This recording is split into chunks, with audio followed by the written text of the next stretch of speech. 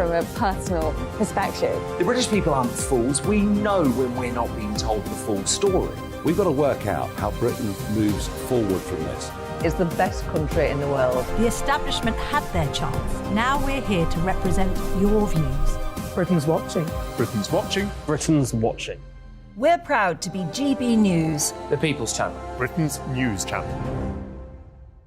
I'm Jacob Rees-Mogg, the Member of Parliament for North East Somerset and a former government minister. For years, I've walked the corridors of power in both Westminster and the City of London. We need to have the arguments, the discussions on how we make it better. Crop failures, famine, war, suffering on a scale completely unimaginable. We are putting the cart before the horse. As Charles I said at the scaffold, he was the true defender of liberty. Yeah, I've completely derailed the conversation. Join me Monday to Thursday at 8 p.m. on GB News, Britain's news channel. So Jubes and Kerr, we tackle the issues of the day with real, robust debate. Both sides of the fence, battling it out with me in the middle with my forthright opinions and views. And often really interesting things happen because you start with a position and then by the end of the debate you find actually, well, I might not have thought about that one. What we need in this country is two new political parties. You should maybe think about doing a 2024 calendar. I'm Michelle Dewberry and I'm keeping you company right through until 7 o'clock this evening. GB News, the People's Channel, Britain's watching. I'm Mark White. As GB News Home and Security Editor, I cover those key issues that are so important to you. Our authorities, our communities doing all they can to combat violent crime. With the public services under unbearable strain, why are we still failing to control our borders? Defence, the first priority of any government, has been continually hollowed out. Can we trust our politicians to protect the armed forces? Join me, Mark White, on GB News. Monday to Thursday, 9 p.m. till 11 p.m. Join me, Dan Wootton. I'll bring you the sharpest takes and hottest debates. Do you not believe in prison? I don't believe in prisons. I'm completely stunned. I guarantee you there'll be no spin, no bias, no censorship. I actually was personally quite offended by it. And no reason to go to bed. So I guess they've always been quite woke. That's Dan Wootton tonight on TV, radio and online. Monday to Thursday from 9 p.m. till 11 p.m. on GB News. The People's Channel, Britain's news channel. You've probably seen politicians interviewed 1,000 times, but we do it differently. We find out who they really are, we don't shout, we chat, and hopefully we bring a bit of light, not just heat. Did you know Kate Moss? Apparently. Do you have a pair of jeans or a pair of jeans? No, of course I don't. What would I do with them? My friends are like, oh my God, what's she doing now? Join me every Sunday at 6 for Gloria Meets, only on GB News, the People's Channel, Britain's news channel.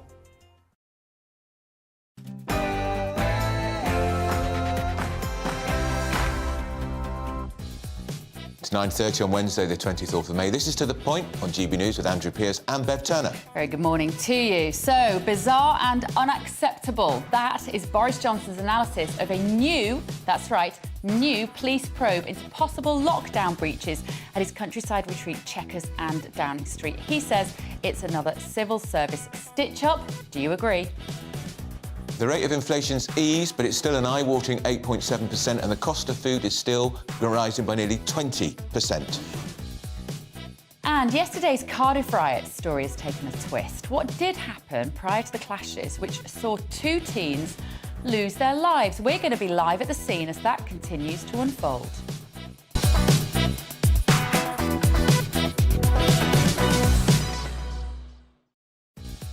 That and a lot more this morning. Let us know your thoughts on everything we're discussing. GBviews at gbnews.com on what is officially the nation's most loved news channel. We'll talk about that as well. But first of all, here's your news with Ray Addison.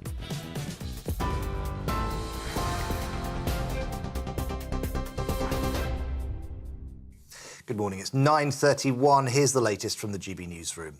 Our top story this morning. The Chancellor has warned that food prices are still rising too fast despite inflation falling to 8.7% last month. Overall, inflation has fallen below 10% for the first time since August. However, food price inflation continued at near record pace, down slightly from 19.2% to 19.1%. Labour is accusing the government of failing to help families struggling to afford food. Buckingham Palace says the Duchess of Edinburgh is deeply saddened over the death of a woman who was hit by a motorcycle in her police escort. 81-year-old Helen Holland was struck in London on the 10th of May as she reportedly used a pedestrian crossing and died after sustaining irreversible damage to her brain. The Independent Office for Police Conduct has appealed for witnesses. GB News understands that the Duchess will be in touch privately with Ms Holland's family. Boris Johnson is criticising the Cabinet Office for making what he calls bizarre and unacceptable claims after it referred him to police over new allegations that he broke lockdown rules. The former Prime Minister has been reported to both the Metropolitan and Thames Valley police forces in relation to events at Chequers and Downing Street. They say they're assessing the information, which is understood to have come from official diary entries. Dozens of Portuguese police and specialist teams will spend a second day hunting for clues in the disappearance of Madeleine McCann. Sniffer dogs and police with pickaxes have combed the banks of a reservoir in the Algarve while boats search the waters. Germany's chief prosecutor investigating the main suspect in her disappearance, Christian Bruckner, confirmed that a tip-off sparked the targeted search. And former US President Donald Trump will stand trial for fraud ahead of the primary election season for the 2024 presidency. Mr. Trump appeared via video link at a hearing in New York over charges that he falsified business records to conceal money paid to silence adult film star Stormy Daniels. He's pleaded not guilty to all 34 felony criminal charges, claiming he's a victim of election interference. We're on TV, online, on DAB+ radio and on TuneIn too. This is GB News. Back now to Bev and Andrew.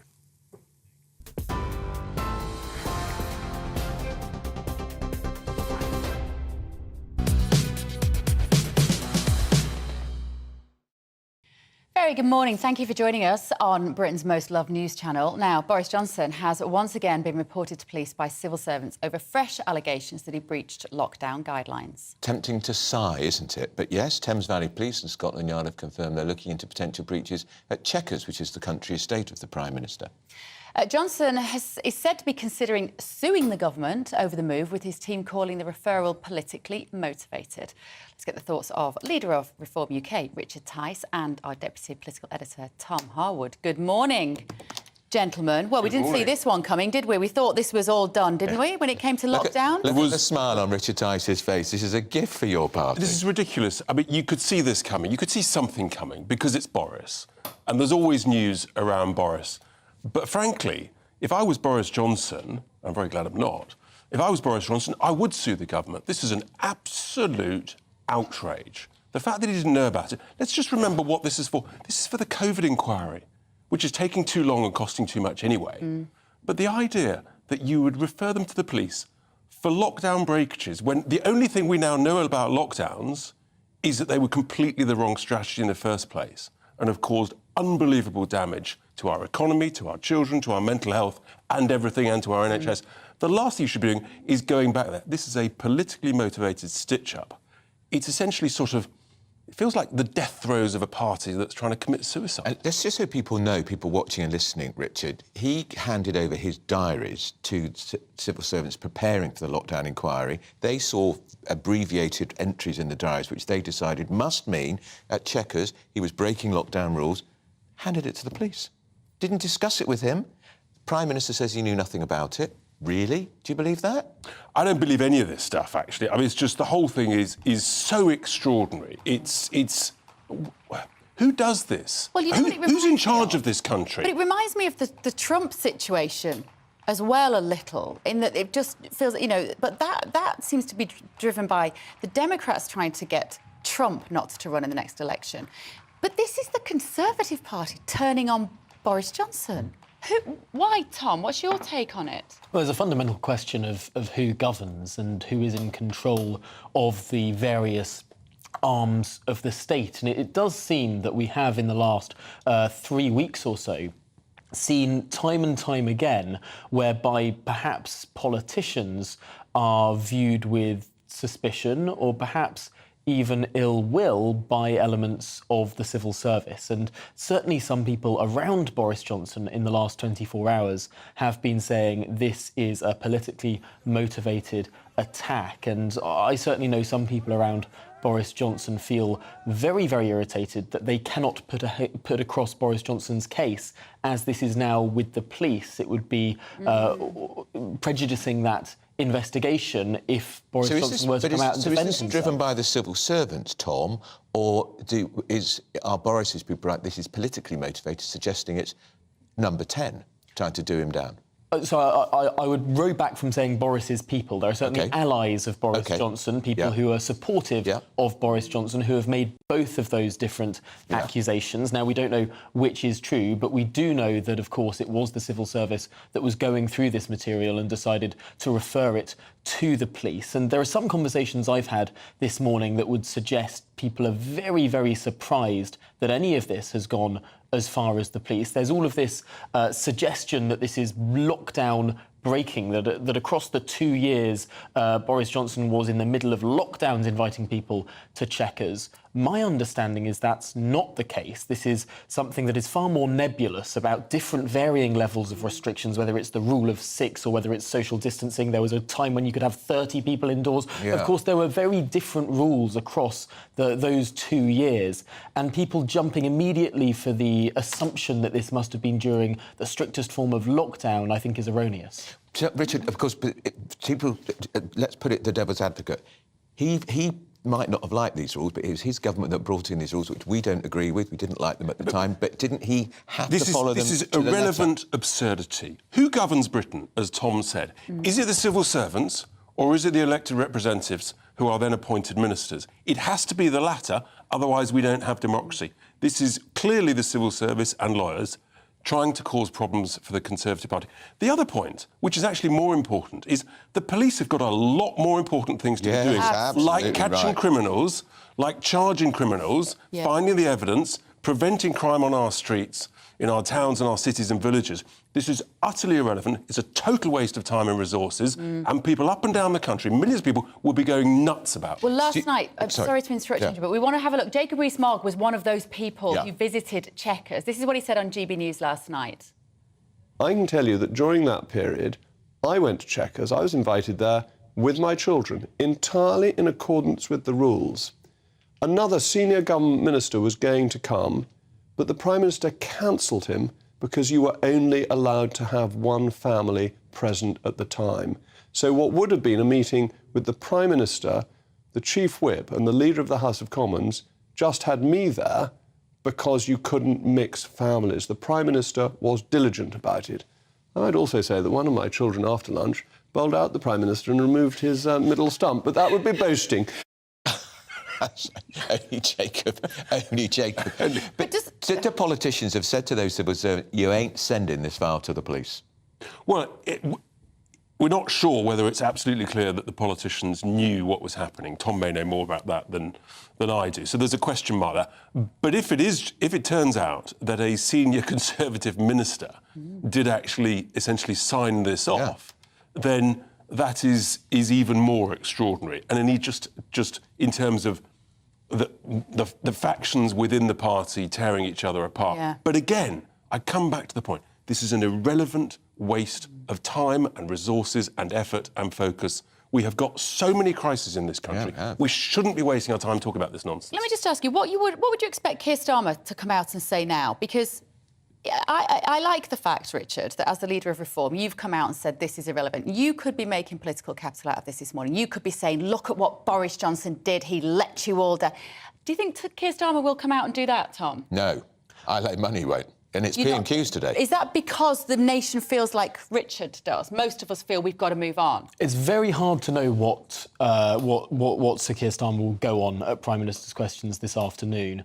I would suspect that he will try and appear that like he's above the fray and try and focus on a number of other issues. But it must be incredibly tempting to talk about the Home Secretary and indeed to talk about the former Prime Minister. I think the thrust of his questions won't be on that. But I'd be surprised if he didn't mention it, at least in passing.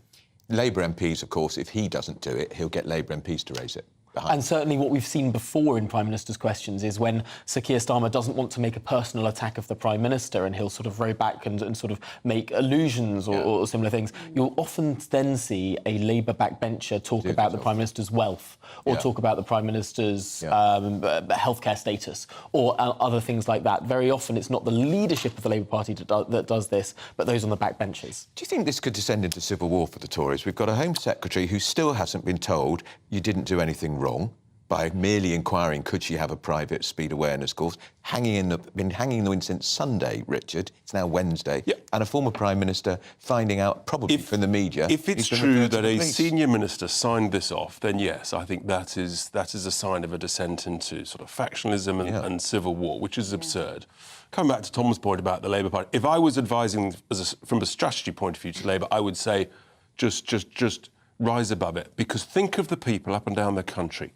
They don't give two hoots about this absurdity. They want police to catch criminals, right? They want criminals charged, and they want the cost of living crisis sorted. They want our energy bills down. They don't give monkeys about any of this other nonsense. And Richard, did you see that video yesterday of the police dragging the worker? I tell you what, the worker who kicked the stop oil protesters off the streets? I tweeted about it. It's very simple. If the police won't do the job that they are paid to do, then don't be surprised if citizens say, if you're not going to do your job, we'll do it for you. The millions and millions of people up and down this country are absolutely supporting that poor motorist who was just trying to get to work and do his job. And handcuffed he was. He was handcuffed. It's an absolute rage. I understand he hasn't been charged, but under the 1980 Highways Act, you are not allowed to obstruct the highway. Get these people off. What I rather enjoyed was the video in Germany. The German police. We saw that. Dragging these absurd, ridiculous protesters. Look, protest on the side of the pavement, absolutely fine. You're not allowed to obstruct the highway. You're also not allowed to trespass on private property in an annual general meeting and cause the disruption at the Shell. And remember, the Home Secretary told us this was going to stop, that she was going to instruct police forces to act properly on the side of the people who are trying to uphold the law, not breaking the law. So, again, who's in charge? Is it weak, feeble leaders at the Met Police? Yes. Or is it actually the Home Secretary who says to the boss of the Met Police, get this sorted, apply the law? Well, they managed to make it happen on Coronation Day, of course. Those protesters were arrested before they protested with their placards saying, not my king. So it's oddly... This is the frustration, and many members of Parliament have been speaking out about this in the last couple of days. The Public Order Act exists. There are powers for the police to remove protesters should they choose. And it does come back to this question that we've been discussing, this sort of sense of control that seems to be slipping away from the government, whether it's control over members of Parliament and many different rebellions that we've seen, frankly, over the last 4 years, or whether it's control over the civil service and whether the civil service is delivering the agenda of the government or working against it, or control of very other arms of the state, the police being a prime example here. There are questions as to whether or not it's politically useful for the Conservative Party to continually claim against a blob that's working against them, or to ask, why did it not seem that the blob worked against Margaret Thatcher, or indeed Tony Blair, or indeed other politicians perhaps at the top who maybe had more political skill in controlling the We may not have agreed with a lot of what Tony Blair did, but he was a leader. He was a leader. But interestingly, actually, Tom's right here.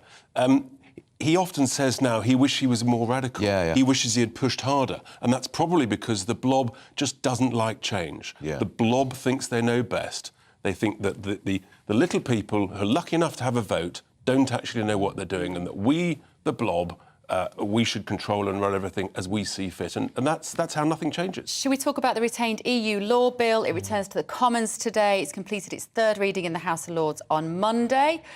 Where are we at with the Brexit laws, Richard Tice?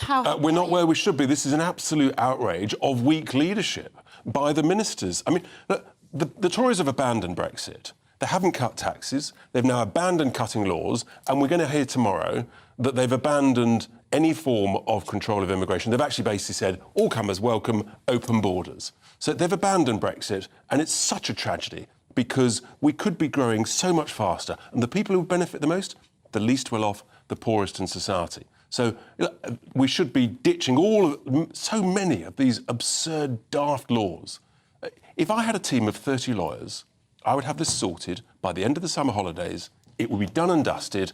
all of it. And this is about getting things done with people who believe in the cause, as opposed to the blob that are deliberately trying to stop this, and the House of Lords. And if you recall the Tory leadership contest, Rishi Sunak was more radical than Liz Truss. He said he would have it all reviewed in 100 days. I don't think he ever meant it. It was just to get the support of the Tory activists in the leadership contest. I'm afraid... She said it would take until the end of this year. Yeah, there are so many areas where Rishi Sunak said things in his leadership contest where he's just basically U-turned and flip-flopped.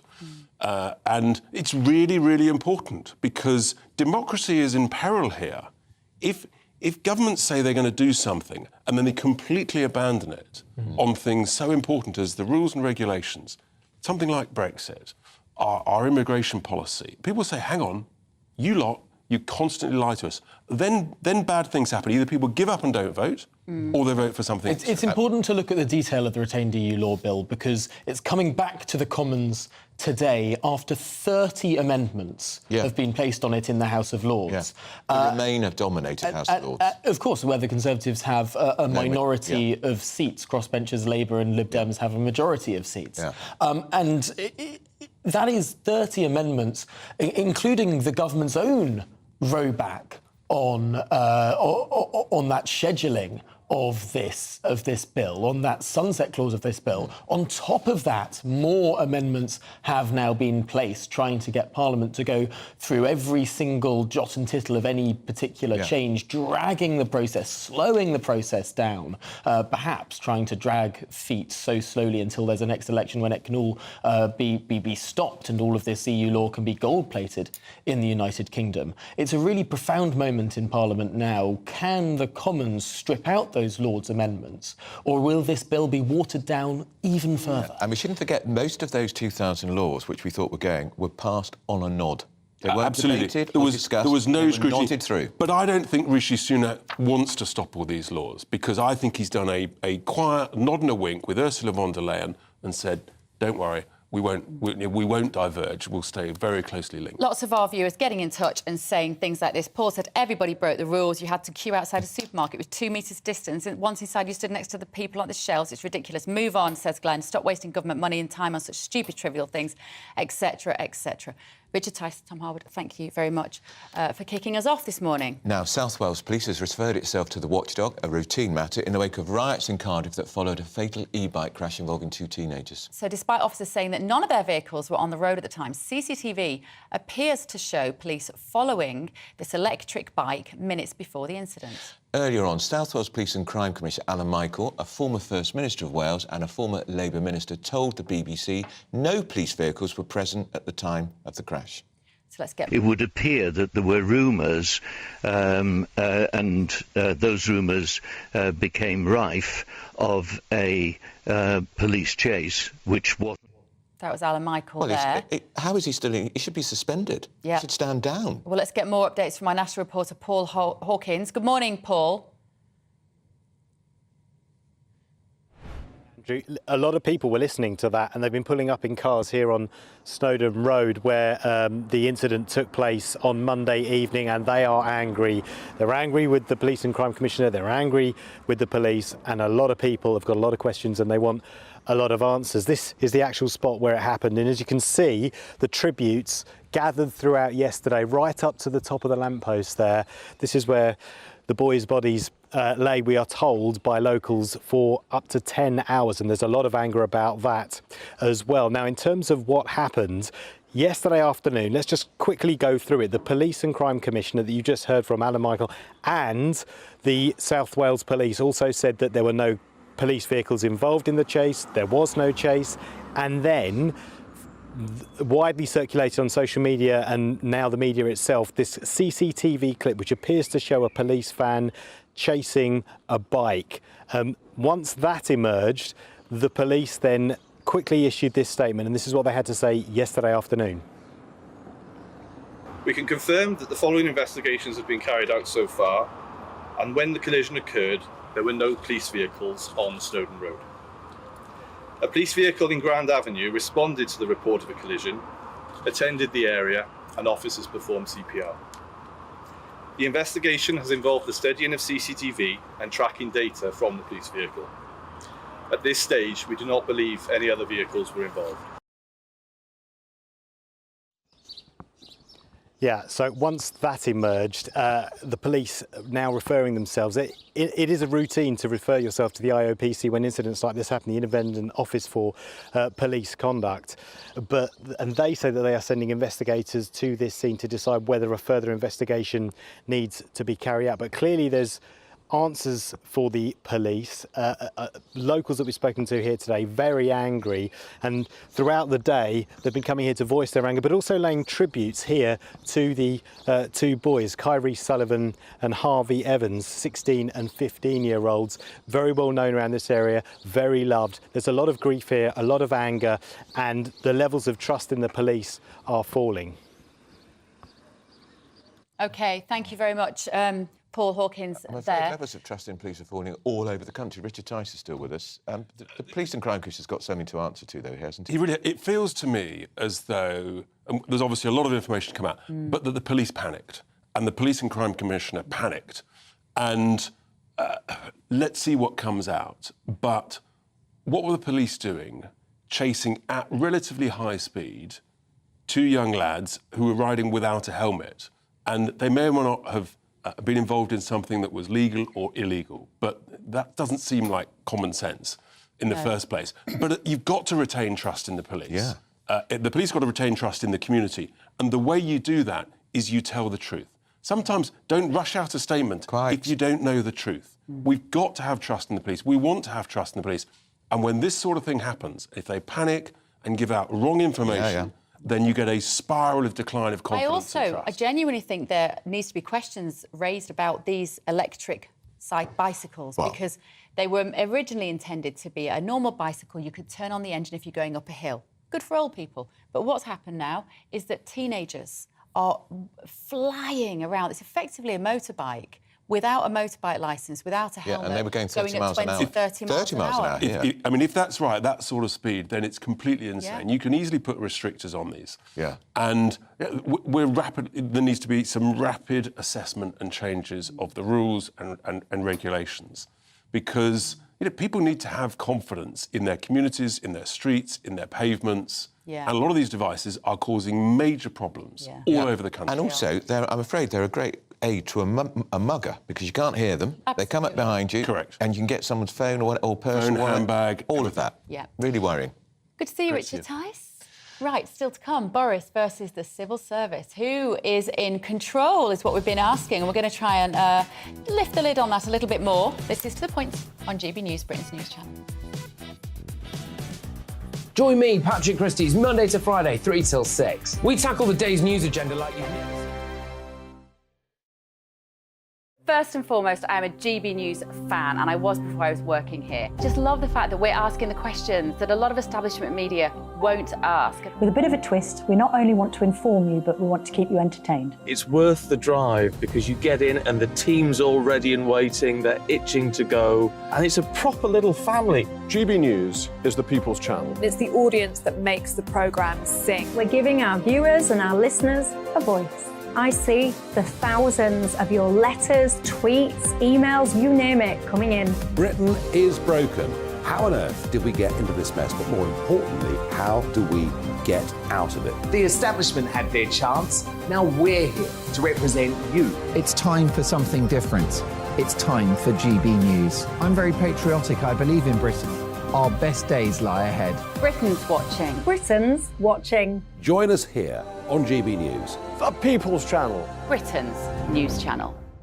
Join me, Patrick Christie's, Monday to Friday, 3 till 6. We tackle the day's news agenda like you've never seen before. It's high tempo, high octane, the most controversial topics, and the best guests. You will not be able to take your eyes and ears off it. I'm not afraid to ask the questions that you really want answered. 3 till 6 p.m, Monday to Friday on GB News, the People's Channel, Britain's news channel. I'm Andrew Doyle. Join me at 7 o'clock every Sunday night for Free Speech Nation, the show where I tackle the week's biggest stories in politics and current affairs with the help of my two comedian panellists and a variety of special guests. Free Speech Nation, Sunday nights from 7 on GB News, the People's Channel, Britain's news channel. Every Sunday from 11. Join Michael Portillo. There'll be topical discussion, looking at the week before and the week to come. So kick back and relax at 11 a.m. on Sundays on GB News with me, Michael Portillo. GB News, the People's Channel, Britain's news channel. GB News has its own late-night paper preview show, Headliners, where comedians take you through the next day's top news stories. You don't have to bother reading the newspaper, we've got it covered for you. Headliners, every night at 11 p.m. and repeated every morning at 5 a.m. We won't send you to sleep like some of the other paper review shows out there. GB News, the People's Channel, Britain's news channel. Join me, Camilla Tominey, on Sunday mornings from 9:30, taking the politicians to task and breaking out of SW1 to see how their decisions are affecting you across the UK. Bursting the Westminster bubble every Sunday morning, only on GB News, the People's Channel. Britain's watching. Monday to Thursday nights on GB News. At 6, it's Dubes & Co. 7 o'clock, Farage. At 8, join Jacob Rees-Mogg. And at 9, Dan Wootton Tonight, followed by Headliners. On TV, radio and online. This is GB News. Westminster is going around in ever-decreasing circles, followed by the media. Britain is broken. How on earth did we get into this mess? But more importantly, how do we get out of it? Join me at 7 p.m, Mondays to Thursdays on Farage. Here on GB News, we will have open, rational debate. We've got to work out how Britain moves forward from this. Join us here on GB News, the People's Channel. Britain is watching.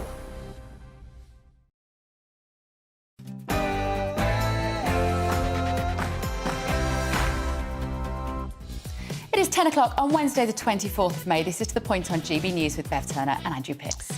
Bizarre and unacceptable. That's Boris Johnson. Pretty angry verdict about a new police probe into whether he breached lockdown. Here we go again, this time at Chequers, his country retreat. He says he's been stitched up by the blob, the civil service. I think he's right. The rate of inflation has apparently eased, but it's still an eye-watering 8.7%, and the cost of food continues to soar, as you will know. And yesterday's Cardiff riot story, it's taken a sinister twist. What really did happen prior to the clashes, which saw 2 teens lose their lives? We're live at the scene as questions continue to be asked about the role of the police.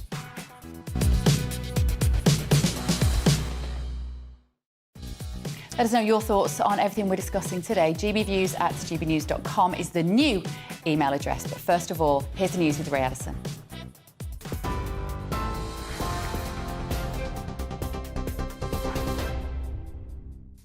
Good morning. It's exactly 10 a.m. I'm Ray Addison in the GB newsroom. Our top story this morning, the Chancellor has warned food prices are still rising too fast, despite inflation falling to 8.7% last month. Overall, inflation has fallen below 10% for the first time since August. However, food price inflation continued at near record pace, down slightly from 19.2% to 19.1%. Justice Secretary Alex Chalk says the government plans to halve inflation and it's working.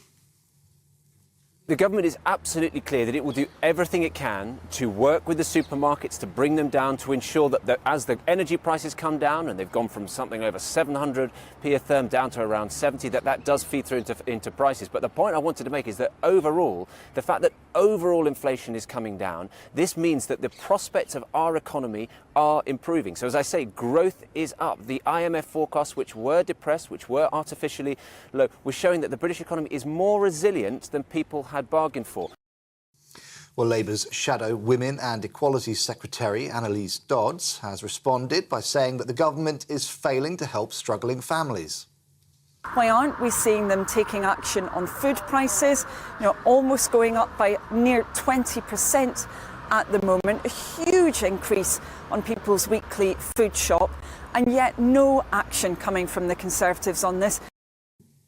Buckingham Palace says the Duchess of Edinburgh is deeply saddened over the death of a woman who was hit by a motorcycle in her police escort. 81-year-old Helen Holland was struck in London on the 10th of May as she reportedly used a pedestrian crossing. She died after sustaining irreversible damage to her brain. The Independent Office for Police Conduct has appealed for witnesses. GB News understands the Duchess will be in touch privately with Ms Holland's family. Boris Johnson is criticising the Cabinet Office for making bizarre and unacceptable claims after it referred him to police over new allegations that he broke lockdown rules. The former Prime Minister has been reported to both the Met Police and Thames Valley Police forces over events at Chequers and Downing Street. They say they're assessing the information, which is understood to have come from official diary entries. Mr Johnson has denied breaking the rules and insists that all events were lawful. Dozens of Portuguese police and specialist teams will spend a second day hunting for clues in the disappearance of Madeleine McCann. Sniffer dogs and police with pickaxes have combed the banks of a reservoir in the Algarve while boats search the waters. Germany's chief prosecutor investigating the main suspect in her disappearance, Christian Bruckner, confirmed a tip-off sparked the targeted search. The site, 30 miles from where the 3-year-old went missing in 2007, was a favourite spot of Bruckner's. Rishi Sunak is warning that uncontrolled legal migration could lead to unmanageable pressures on housing, schools and hospitals. Writing in The Telegraph, the Prime Minister said it can also make it difficult for communities to integrate new arrivals.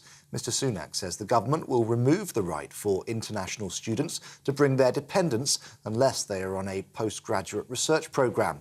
He will also remove the ability to switch from a study visa to a work visa until a person's studies are completed. 200 Albanian nationals jailed in England and Wales will be sent home to serve the rest of their sentence. The Ministry of Justice says the decision applies to those with prison terms of 4 years or more. It's amid concerns that UK prisons are now at 99% capacity. The arrangement means that Britain will also support Albania to modernise its own prison system. The south of the UK has the most polluted rivers. That's according to the Wildlife and Countryside Link and the River Trust. They found that 96% of rivers and lakes in both the southwest and southeast contained a toxic cocktail of chemicals. The lowest levels were found in the east of England, Yorkshire and Humber. And a cowboy wrangled a runaway cow across 3 lanes of traffic on a highway in the United States. The footage posted on Twitter by Michigan State Police shows the wrangler emerging from the bushes and chasing the animal in traffic before lassoing it. The cow was also seen hopping over the highway divider. The animal is now believed to be back in the pasture and unharmed.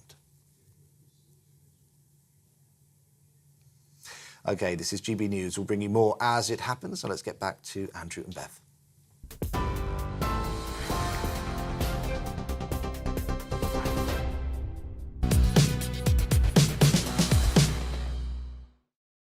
Good morning. Thanks for joining us. Boris Johnson has once again been reported to police by civil servants over fresh allegations that he breached lockdown rules.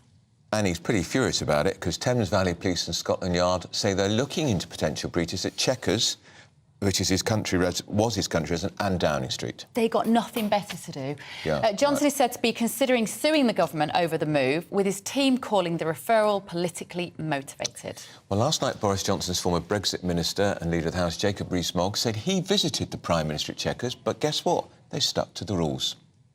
I can tell you that during that period, I went to Chequers. I was invited there with my children, entirely in accordance with the rules. Another senior government minister was going to come, but the Prime Minister cancelled him because you were only allowed to have one family present at the time. So what would have been a meeting with the Prime Minister, the Chief Whip and the Leader of the House of Commons just had me there because you couldn't mix families. The Prime Minister was diligent about it. I'd also say that one of my children after lunch bowled out the Prime Minister and removed his middle stump, but that would be boasting. So, the irrepressible. I still can't, you know, as much as, look, I like Jacob, I think he's a brilliant presenter, etc. But honestly, I think there'll be some people still watching this who lost loved ones, who couldn't say goodbye to them, who will find the sort of humour around this really upsetting. And I still do. I do think we should move on, but there are still going to be people, Dawn, Neeson. We've also got some breaking news because the Telegraph is reporting that the Prime Minister decided he is not going to refer the Home Secretary, Suella Braverman, to the Ethics advisor, Sir Laurie Magnus, over this completely confected civil service row that she broke the ministerial code by inquiring of her civil servants. Can I have a speed awareness course alone, because I'm a high-profile figure, which we know from Nick Freeman, who came on this programme. He's arranged many times for high-profile clients. Lots of people have done it, and let's be honest with you, if I was sitting in a Travelodge somewhere up the M1, I would not expect the Home Secretary to be sitting next to me taking a speed awareness course. It is where we are with pretty much everything these days. It's a witch hunt, isn't it? Funny enough, I was doing some research the other day for a magazine piece about the proper witch hunts, where they actually used to burn. The Salem trials. Yeah, women and men. They used to burn men at the stake as well for religious reasons. And I think, you know, apart from the fact we're not building funeral pyres and stakes quite yet, that's the direction we're heading in. I think Suella Braverman was a complete witch hunt, obviously politically orchestrated. I mean, yes, she may have done something slightly wrong, but it's hardly the greatest scandal. Well, if you go back to the scandals, Andrew, back in the day, the political scandals, we had sex, we had drugs, we had rock and roll, we had much more fun in those days, Dawn, than a speeding ticket. Tell me about it. MPs being paid to table questions in the Commons without declaring an interest. Absolutely, and this is... Fiddling their expenses and going to prison for it. Yeah, exactly. And this is a speeding fine, OK, in the Suella case. It's a speeding fine. We don't even know how many miles over the limit she actually was. I'm guessing, because we don't know that fact, it wasn't 80 miles an hour through a 30-mile-an-hour zone. It was probably 25 in a 20. Yeah. So it wasn't even a heinous crime, was it? So but it's like everything else. It's like the Boris Johnson story today, isn't it? It's like, you know, are the great... Like you, Bev, I'm absolutely still furious about the way we, the public, were treated during those times. One law for them, one law for us. Lots of us lost people. I had an acquaintance who took his own life over his business failing because of the way we were treated. Every teenager I know is still struggling. Absolutely. The effect on children, the effect on old people. I mean, a lot of old people have got mental health problems as well. It was horrendous the way we were treated, and I will never, ever forgive that government for doing that. However, where we are now, with going back, who did he have at Chequers? How many people were there? Were they socially distanced? Did they have drink? Did they have a cup of tea? Satire. It is honestly, it is such a waste of time. And Dawn, in the interest of natural justice, you would have thought somebody might have said to the former Prime Minister, can we just have a word with you about these references in your diaries? Because he handed these diaries over to civil servants preparing for the official inquiry. They've seen letters, abbreviations apparently, which they've concluded means lots of people there breaking the law. Here's the police. Why not talk to them about it? It's completely unprecedented. I've never heard, not to even say to him, this is what we're doing. Yeah. I mean, I can understand why he's, you know, described as being very, very volcanically angry. I completely understand that. But, you know, I'd be interested to see what people listening and watching are thinking, because for me, even though I am very angry the way we were treated, it was completely wrong, completely mismanaged, I just now want to move on. There are so many problems we need to tackle now. The thing is, this COVID inquiry, Baroness Hallett running this COVID inquiry, initial estimate's 40 million quid this is going to cost us. It has no end date. It doesn't really even have a proper start date, because it got off to a false start. If this is the kind of nonsense that there's going to be concentrated on in this COVID inquiry, then I'm sorry, the whole thing is a complete and utter sham. It's a waste of time and money. And it really is. It will take years. You just have to go back to the Bloody Sunday inquiry. Bloody Sunday was in 1972, 1973, and reported a couple of years ago. The Iraq War inquiry, 2013, 10 years after that illegal war. 10 years it took. COVID will take even longer. Yeah, no, absolutely. And then the other story we have today is obviously Suella Braverman now being investigated for her link to Rwanda. This is an appalling... Working for a charity. Yeah, which she severed her connections with before she became an MP in 2015. Yes. So civil servants are now saying, civil servants, again, the blob, trying to bring down a Tory minister. They got Dominic Raab, the Justice Secretary, on bullying. They're trying to get her now. They're not doing very well over the speeding, so they're now trying... She should have declared an interest on the charity. She had no financial interest in the charity whatsoever. And the Rwanda, but it wasn't even her policy, it was Priti Patel's policy. It was. So to suddenly go after someone, again, Bev, it happens to be a woman in this case. There's a lot of that about, isn't there? Quite a bit. You know, to go after this, it looks like they are poking around in corners trying to find any scandal. I'm not even quite sure who they are. I know, this is the thing, who they are. This is the thing, Dawn. That's the question I would like answered. Politically motivated. We're going to go to Darren McCaffrey now. Don't go anywhere, Dawn. Our political editor, Darren McCaffrey, is down at Westminster, I believe, this morning. Good morning, Darren. Really, Dawn's question is the most pertinent one. Who are they? When we talk about the civil service blob, do we ever get to put any names to the people who are causing such mischief behind the scenes? Well, first of all, we have to work with the assumption we don't know actually who is causing some of the mischief, as you would put it, in the sense that there's a lot of assumption by some people that this is emanating from people inside the civil service who are politically motivated, who may be somewhat on the left and are determined to pick off Conservative ministers. Now, that's clearly a theory that's been bandied around. There's no actual evidence for that. Clearly what's happened in this case with Boris Johnson is that he has been referred by the Cabinet Office, by civil servants. Is that politically motivated? I'm sure those civil servants would say they are literally doing their statutory duty. They would be in trouble if they didn't do this. The big row this morning, though, is about whether ministers signed that off, because some within Boris Johnson's camp seem to be suggesting that this has not been politically motivated by the civil service, but has been politically motivated by ministers to a degree, that some inside Rishi Sunak's camp are trying to do Boris Johnson quite a lot of damage, and maybe quite a lot of damage to overshadow the other stories that you've been talking about today, not least of all Suella Braverman. At the end of the day, though, what I would say is this is politics, people. I mean, this is just how politics is. There are competing interests, there are competing factions in the Conservative Party. People brief against each other all the time. If someone's got a story or some dirt on someone else against their political opponent, whether they're inside or outside the Conservative Party, of course they're going to use this. This idea of a witch hunt is quite an interesting term in the sense that I would suggest that's just the game of politics. In saying that, is there political trouble for Rishi Sunak? I think there is, to a degree, because clearly there's some within the party who have never come round to him being leader, that still would like to see Boris Johnson in charge. They are going to use this as an example of trying to sideline the former Prime Minister. As for Boris Johnson himself, though, I think this is a reminder for someone who potentially might want to get back into Downing Street that, you know what, with every passing week and month, that path becomes narrower and narrower, because these stories, whether you agree with them or not, are going to continually dog, I think, the former Prime Minister, for the next couple of months, for the next couple of years. Darren, I'm struggling to believe that no minister was at least made aware before this file was referred to Scotland Yard and Thames Valley Police. I find it very difficult to believe that's the case. What's your understanding? Yeah, I mean, we don't honestly know. I would tend to agree with you, Andrew, and that's where I would take on this point about that all of this is the civil service. I think it's very easy. Bev is right, we don't know who these people are, and it's very easy for also people to brief stories when they're not going to come out and, be publicly named.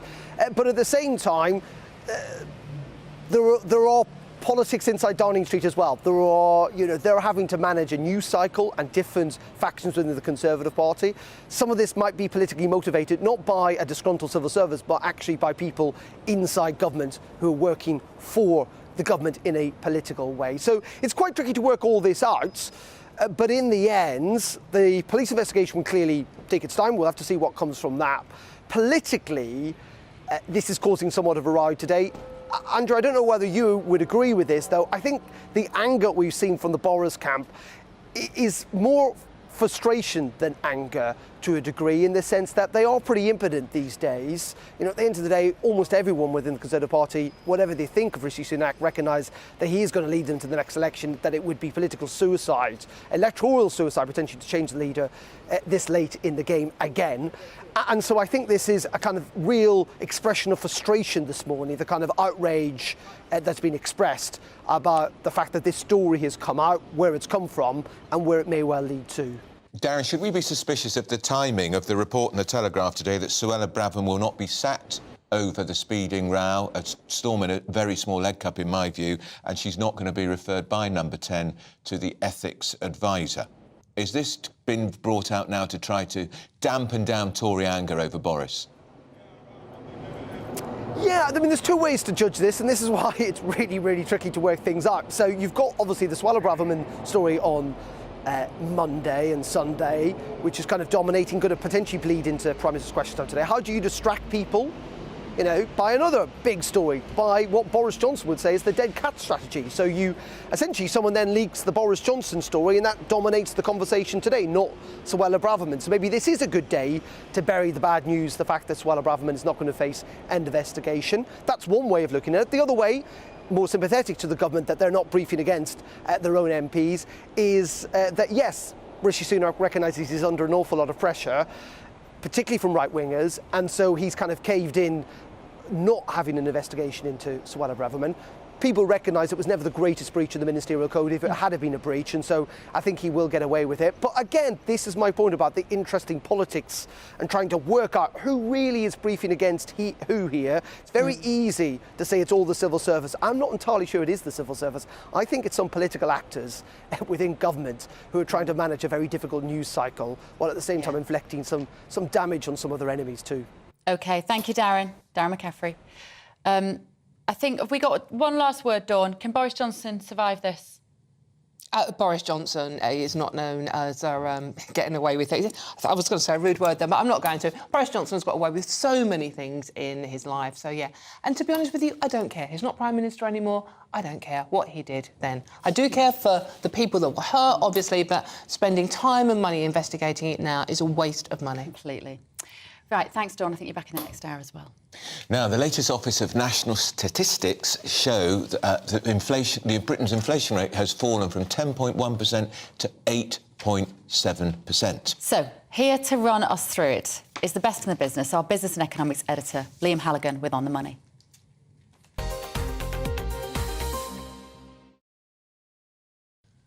So where are we with this ghastly cost of living crisis? We've had double-digit inflation since August last year.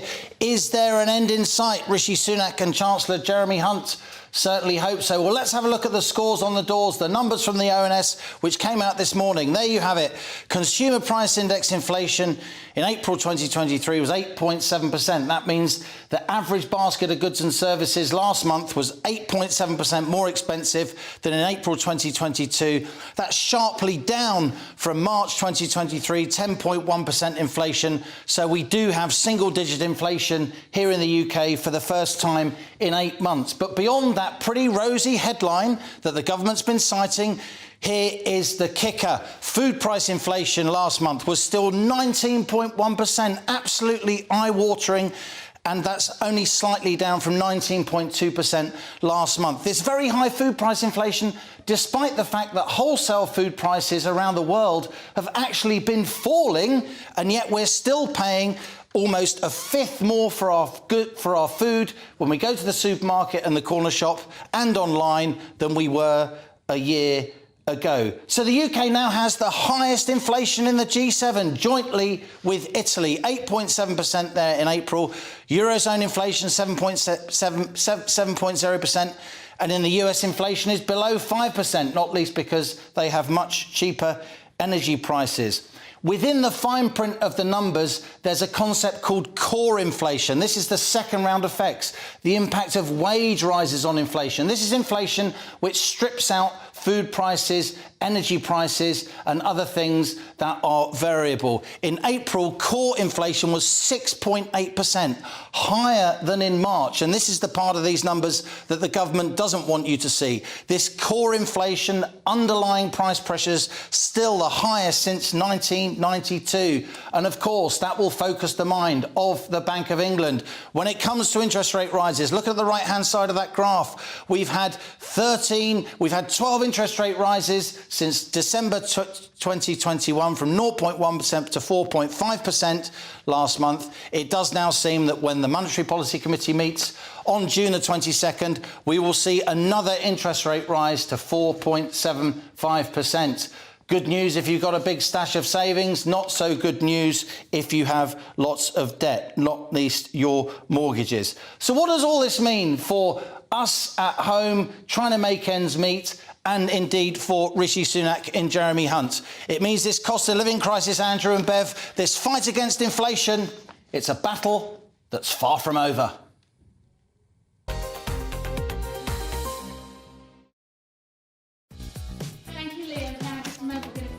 Cardiff, as pressure on the police ramps up over yesterday's riots, have we yet got to the bottom of the full story? I don't think we have. No, not at all. This is The Point on GB News.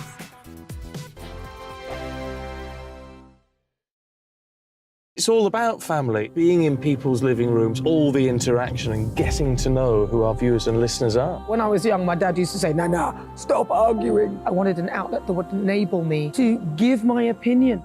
People are going through a really hard time right now, and I know that you don't feel like you're being listened to by the establishment. I came to GB News because it's the People's Channel and I want the audience to have their say on the events of the day. We're dynamic. We do something different. Democracy shows that the wisdom of the nation is in its people. I get to travel to find out what the story is from a personal perspective. The British people aren't fools. We know when we're not being told the full story. We've got to work out how Britain moves forward from this. It's the best country in the world. The establishment had their chance. Now we're here to represent your views. Britain's watching. Britain's watching. Britain's watching. We're proud to be GB News. The People's Channel. Britain's news channel.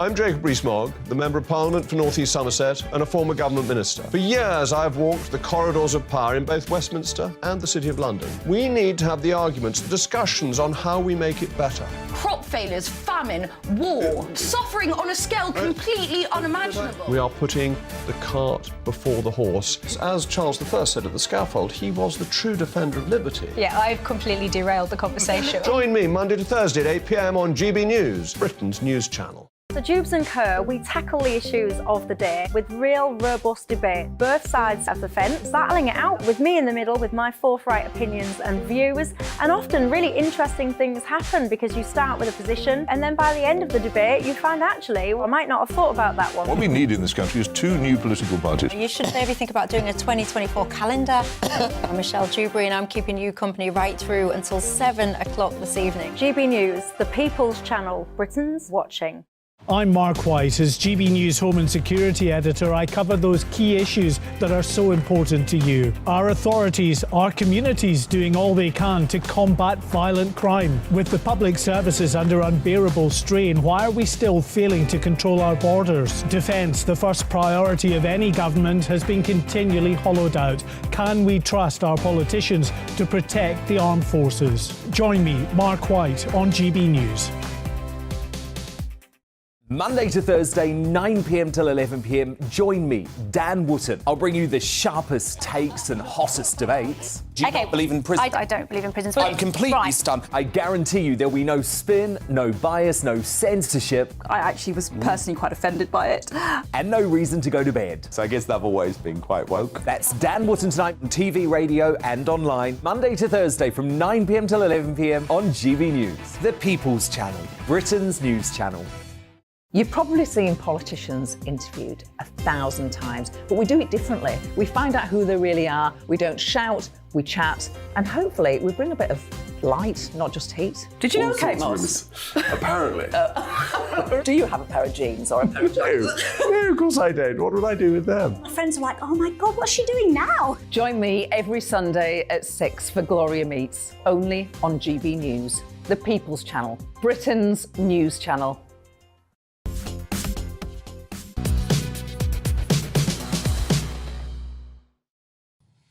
It's 10:25. You're with To The Point on GB News with Andrew Pearson, Bev Turner. And really important breaking news. Finally, the Prime Minister, Rishi Sunak, has said there'll be absolutely no action against the Home Secretary, Suella Braverman, over what I've increasingly become to believe has been an entirely manufactured row over whether it was appropriate for her to ask her civil servants, could she go on a speed awareness course alone? When they said, we can't look into it for you, Prime Minister, Home Secretary, she said, OK, I'll take the points and the fine, which is what she did. So, small earthquake in Peru, nobody dead.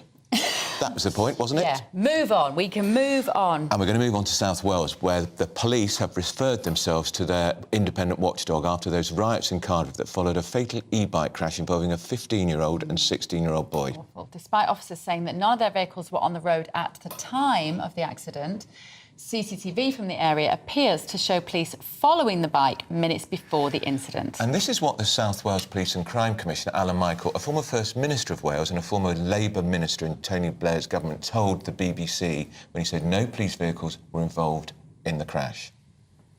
It would appear that there were rumours, and those rumours became rife, of a police chase, which...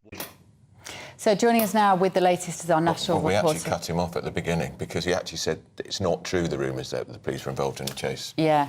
Well, But Paul Hawkins is joining us now. He's down there in Cardiff, in Ely. Good morning, Paul. What's the mood like there now in the aftermath of the death of these boys, the subsequent riots, and now the inquiry, and a lot of people asking questions?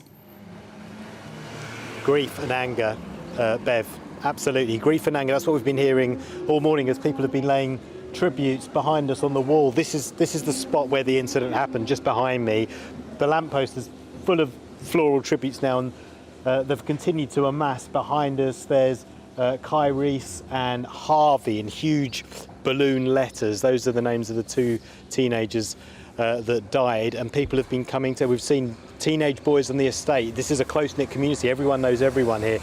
We've seen teenage boys in tears here, still trying to take in what happened, and it's a mixture of grief and anger with the way the police behaved, they say, and the response to it. And they've been listening to the South Wales Police and Crime Commissioner this morning, and that response from the PCC has only further increased those levels of anger and reduced levels of distrust in the media. And that's because in the police, and that's because early on yesterday we had the Police and Crime Commissioner and we had South Wales Police saying no police vehicles involved as far as we know, and then we had that clip of the CCTV taken about a mile away from here, from someone's house, that showed a police van following a bike. And then we had a statement wheeled out yesterday from the police, very brief statement about what happened, them saying that they were studying CCTV and tracking data from the police vehicle, and adding again that there were no police vehicles on Snowdon Road. So there's a lot of anger here. In terms of overnight, it was very quiet, unlike the night before. They've dispatched more cleaning vehicles to the streets around here to clean it up, but clearly some of the roads over on the other side are going to have to be resurfaced. There's still a lot of the road is damaged where there were cars set alight. There's a few vehicles that are still damaged, but some of them have been taken away. So the clean-up operation continues, but the number of questions and the level of anger is growing. We can confirm that the following investigations have been carried out so far, and when the collision occurred, there were no police vehicles on Snowdon Road. A police vehicle in Grand Avenue responded to the report of a collision, attended the area, and officers performed CPR. The investigation has involved the studying of CCTV and tracking data from the police vehicle. At this stage, we do not believe any other vehicles were involved.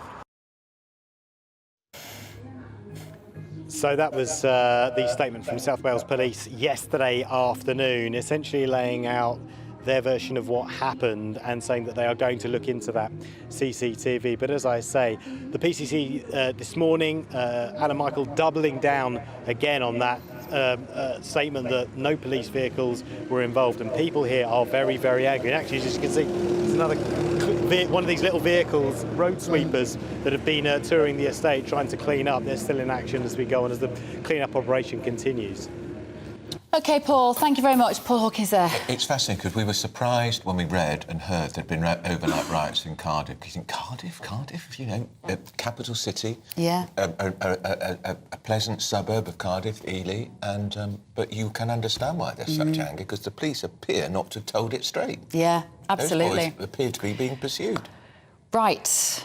Let us know what you think on everything we discussed this morning, gbviews@gbnews.com. But still to come, the search for Madeleine McCann continues in Portugal. Our very own Mark White is at the scene, and he will reveal what's happened overnight. That's after your morning's news with Ray Addison.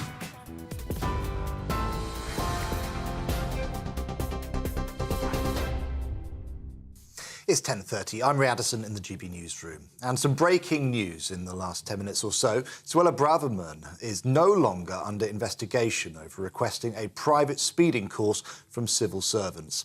The Prime Minister says the Home Secretary's actions over her speeding ticket do not amount to a breach of the ministerial code.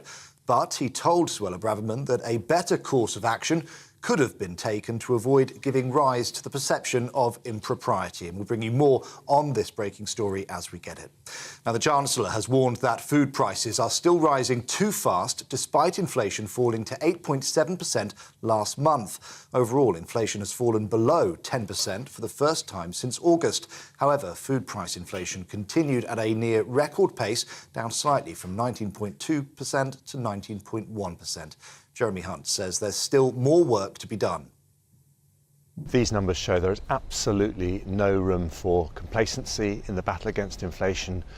Food price inflation is still worryingly high. That's why we've had food producers in, farmers in, supermarkets in to talk about what we can do to reduce the pressure there. Buckingham Palace says the Duchess of Edinburgh is deeply saddened over the death of a woman who was hit by a motorcycle in her police escort. 81-year-old Helen Holland was struck in London on the 10th of May as she reportedly used a pedestrian crossing. She died after sustaining irreversible damage to her brain. GB News understands the Duchess will be in touch privately with Ms Holland's family. Boris Johnson is criticising the Cabinet Office for making what he calls bizarre and unacceptable claims after it referred him to police over new allegations that he broke lockdown rules. The former Prime Minister has been reported to both the Metropolitan and Thames Valley police forces in relation to events at Chequers and Downing Street. They say they're assessing the information, which is understood to have come from official diary entries. OK, you can get more on these stories by visiting our website, gbnews.com. Now let's get straight back to Bev and Andrew.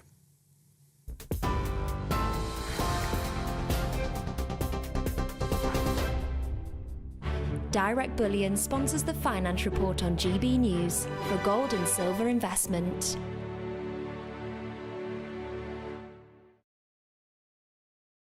But first, a quick snapshot of today's markets. The pound will buy you $1.2423 and €1.1527. The price of gold is £1,591.22 per ounce, and the FTSE 100's at 7,654 points. Direct Bullion sponsors the Finance Report on GB News, investments that matter. First and foremost, I am a GB News fan, and I was before I was working here. Just love the fact that we're asking the questions that a lot of establishment media won't ask. With a bit of a twist, we not only want to inform you, but we want to keep you entertained. It's worth the drive because you get in and the team's all ready and waiting, they're itching to go, and it's a proper little family. GB News is the people's channel. It's the audience that makes the programme sing. We're giving our viewers and our listeners a voice. I see the thousands of your letters, tweets, emails, you name it, coming in. Britain is broken. How on earth did we get into this mess? But more importantly, how do we get out of it? The establishment had their chance. Now we're here to represent you. It's time for something different. It's time for GB News. I'm very patriotic. I believe in Britain. Our best days lie ahead. Britain's watching. Britain's watching. Join us here on GB News. The People's Channel. Britain's news channel. Join me, Patrick Christie's, Monday to Friday, 3 till 6. We tackle the day's news agenda like you've never seen before. It's high tempo, high octane, the most controversial topics, and the best guests. You will not be able to take your eyes and ears off it. I'm not afraid to ask the questions that you really want answered. 3 till 6 p.m, Monday to Friday on GB News, the People's Channel, Britain's news channel. I'm Andrew Doyle. Join me at 7 o'clock every Sunday night for Free Speech Nation, the show where I tackle the week's biggest stories in politics and current affairs with the help of my 2 comedian panellists and a variety of special guests. Free Speech Nation, Sunday nights from 7 on GB News, the People's Channel, Britain's news channel. Every Sunday from 11. Join Michael Portillo. There'll be topical discussion, looking at the week before and the week to come. So kick back and relax at 11 a.m. on Sundays on GB News with me, Michael Portillo. GB News, the People's Channel, Britain's news channel. GB News has its own late-night paper preview show, Headliners, where comedians take you through the next day's top news stories. You don't have to bother reading the newspaper, we've got it covered for you. Headliners, every night at 11 p.m. and repeated every morning at 5 a.m. We won't send you to sleep like some of the other paper review shows out there. GB News, the People's Channel, Britain's news channel. Join me, Camilla Tominey, on Sunday mornings from 9:30, taking the politicians to task and breaking out of SW1 to see how their decisions are affecting you across the UK. Bursting the Westminster bubble every Sunday morning, only on GB News, the People's Channel. Britain's watching. Monday to Thursday nights on GB News. At 6, it's Deebs & Co. 7 o'clock, Farage. At 8, join Jacob Rees-Mogg. And at 9, Dan Wootton Tonight, followed by Headliners. On TV, radio and online. This is GB News. Westminster is going around in ever-decreasing circles, followed by the media. Britain is broken. How on earth did we get into this mess? But more importantly, how do we get out of it? Join me at 7 p.m, Mondays to Thursdays on Farage. Here on GB News, we will have open, rational debate. We've got to work out how Britain moves forward from this. Join us here on GB News, the People's Channel. Britain is watching.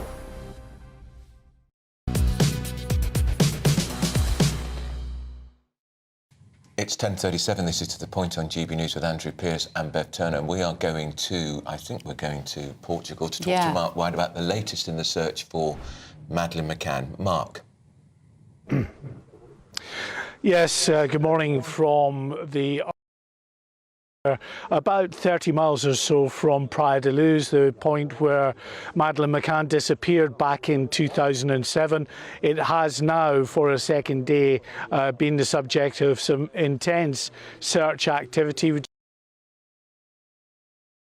Reservoir actually where there's a fire service, fire and rescue service, rigid inflatable that's down by the water. There's a group of people actually just around something that they've taken to the side of the reservoir. It could be something and nothing with these searches. They find lots of bits and pieces, as you would expect in any open space, and they've got to check them out, decide whether it is something that might be of interest to the ongoing inquiry, or whether, like so much of the items they find, it's actually nothing to do with the inquiry. But they'll be doing that throughout this investigation. We're told that the initial search is going to last about 2 to 3 days, and it depends really on what they find in terms of anything that might point to more substantive evidence as to whether they then continue the search activity for a longer period. We heard yesterday from the chief prosecutor who is prosecuting Christian Bruckner, who is the prime suspect in the abduction and suspected murder of Madeleine McCann. He's being held in a German prison on very serious sex offence charges.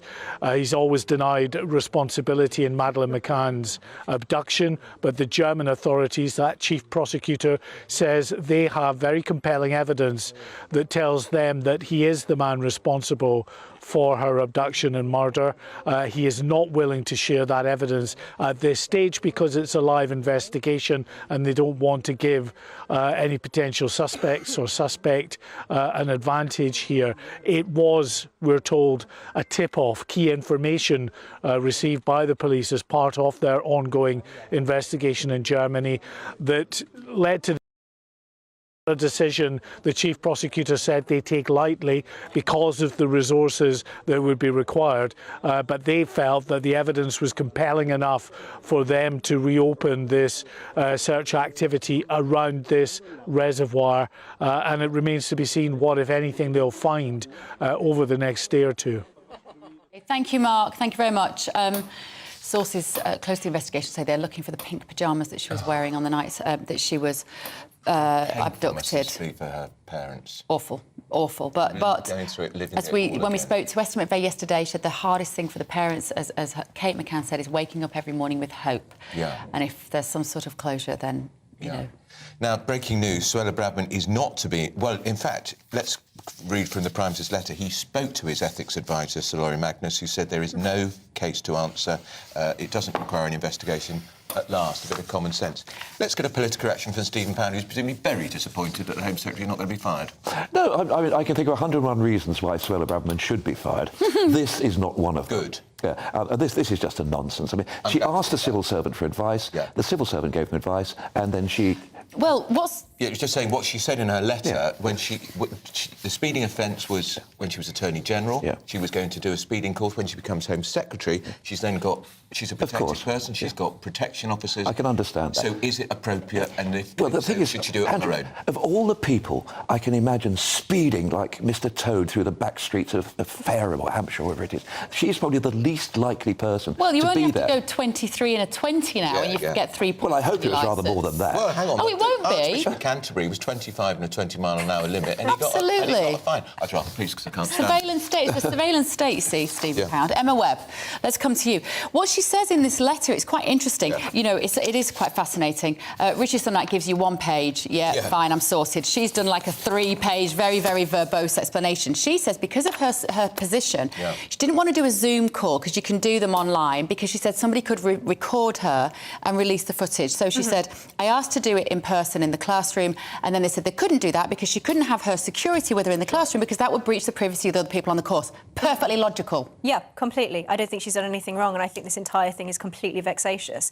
I think this is to do with the fact that she recently gave this speech at the National Conservatism Conference. It's not that she's launching some kind of coup against the Prime Minister, but she's clearly shown that she's more robust. Now we have to just look at the papers today with Rishi Sunak trying to posture and be tough on immigration, when the reality is that Braverman is the only person really at the top of the Conservative Party who's been taking issues to do with immigration seriously. She was fantastic at the National Conservatism Conference. Obviously, somebody's got a bug to bear, and this just seems to me to be a complete stitch-up. The civil service blob had a bug to bear. Interestingly... I think they got rid of Dominic Raab, Stephen, with the bullying. I think Dominic Raab made it slightly easy for them. But what's interesting is when Tony, go back that glorious May Day 1997, you know, the Labour landslide. You thought it was glorious. The nation thought it was glorious. Anyway, listen, well, we won the Eurovision Song Contest. But that's true, actually. Tony Blair addressed us, all of us Blair babes, and he said there's a number of things I've discovered that we're going to do differently. One is no MP could actually get a speeding fine because you couldn't. Because I remember going up the M6, it was like the paparazzi, the lights flashing.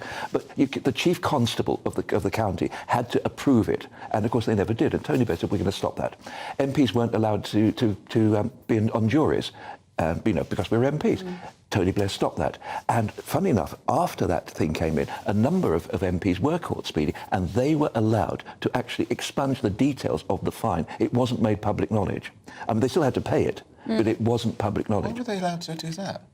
God knows how they did it, but anyway, it's then changed. But the point being that if you've got 4 or 5 security people around you, it's just ludicrous suggestion to actually... I mean, personally, in her, I think she should have just paid the money. And I think had she been Home Secretary at the time, she probably would have.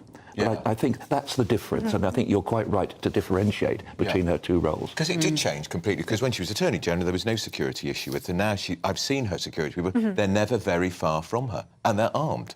Because she's a protected person as Home Secretary. Yeah, absolutely. I think this is a complete non-story, and I think that it's not just this, it's many other instances like it. I think that, do we have time for this nonsense? Do we have time for this? It's the same with Boris Johnson, perpetual obsession over these small things that are clearly vexatious.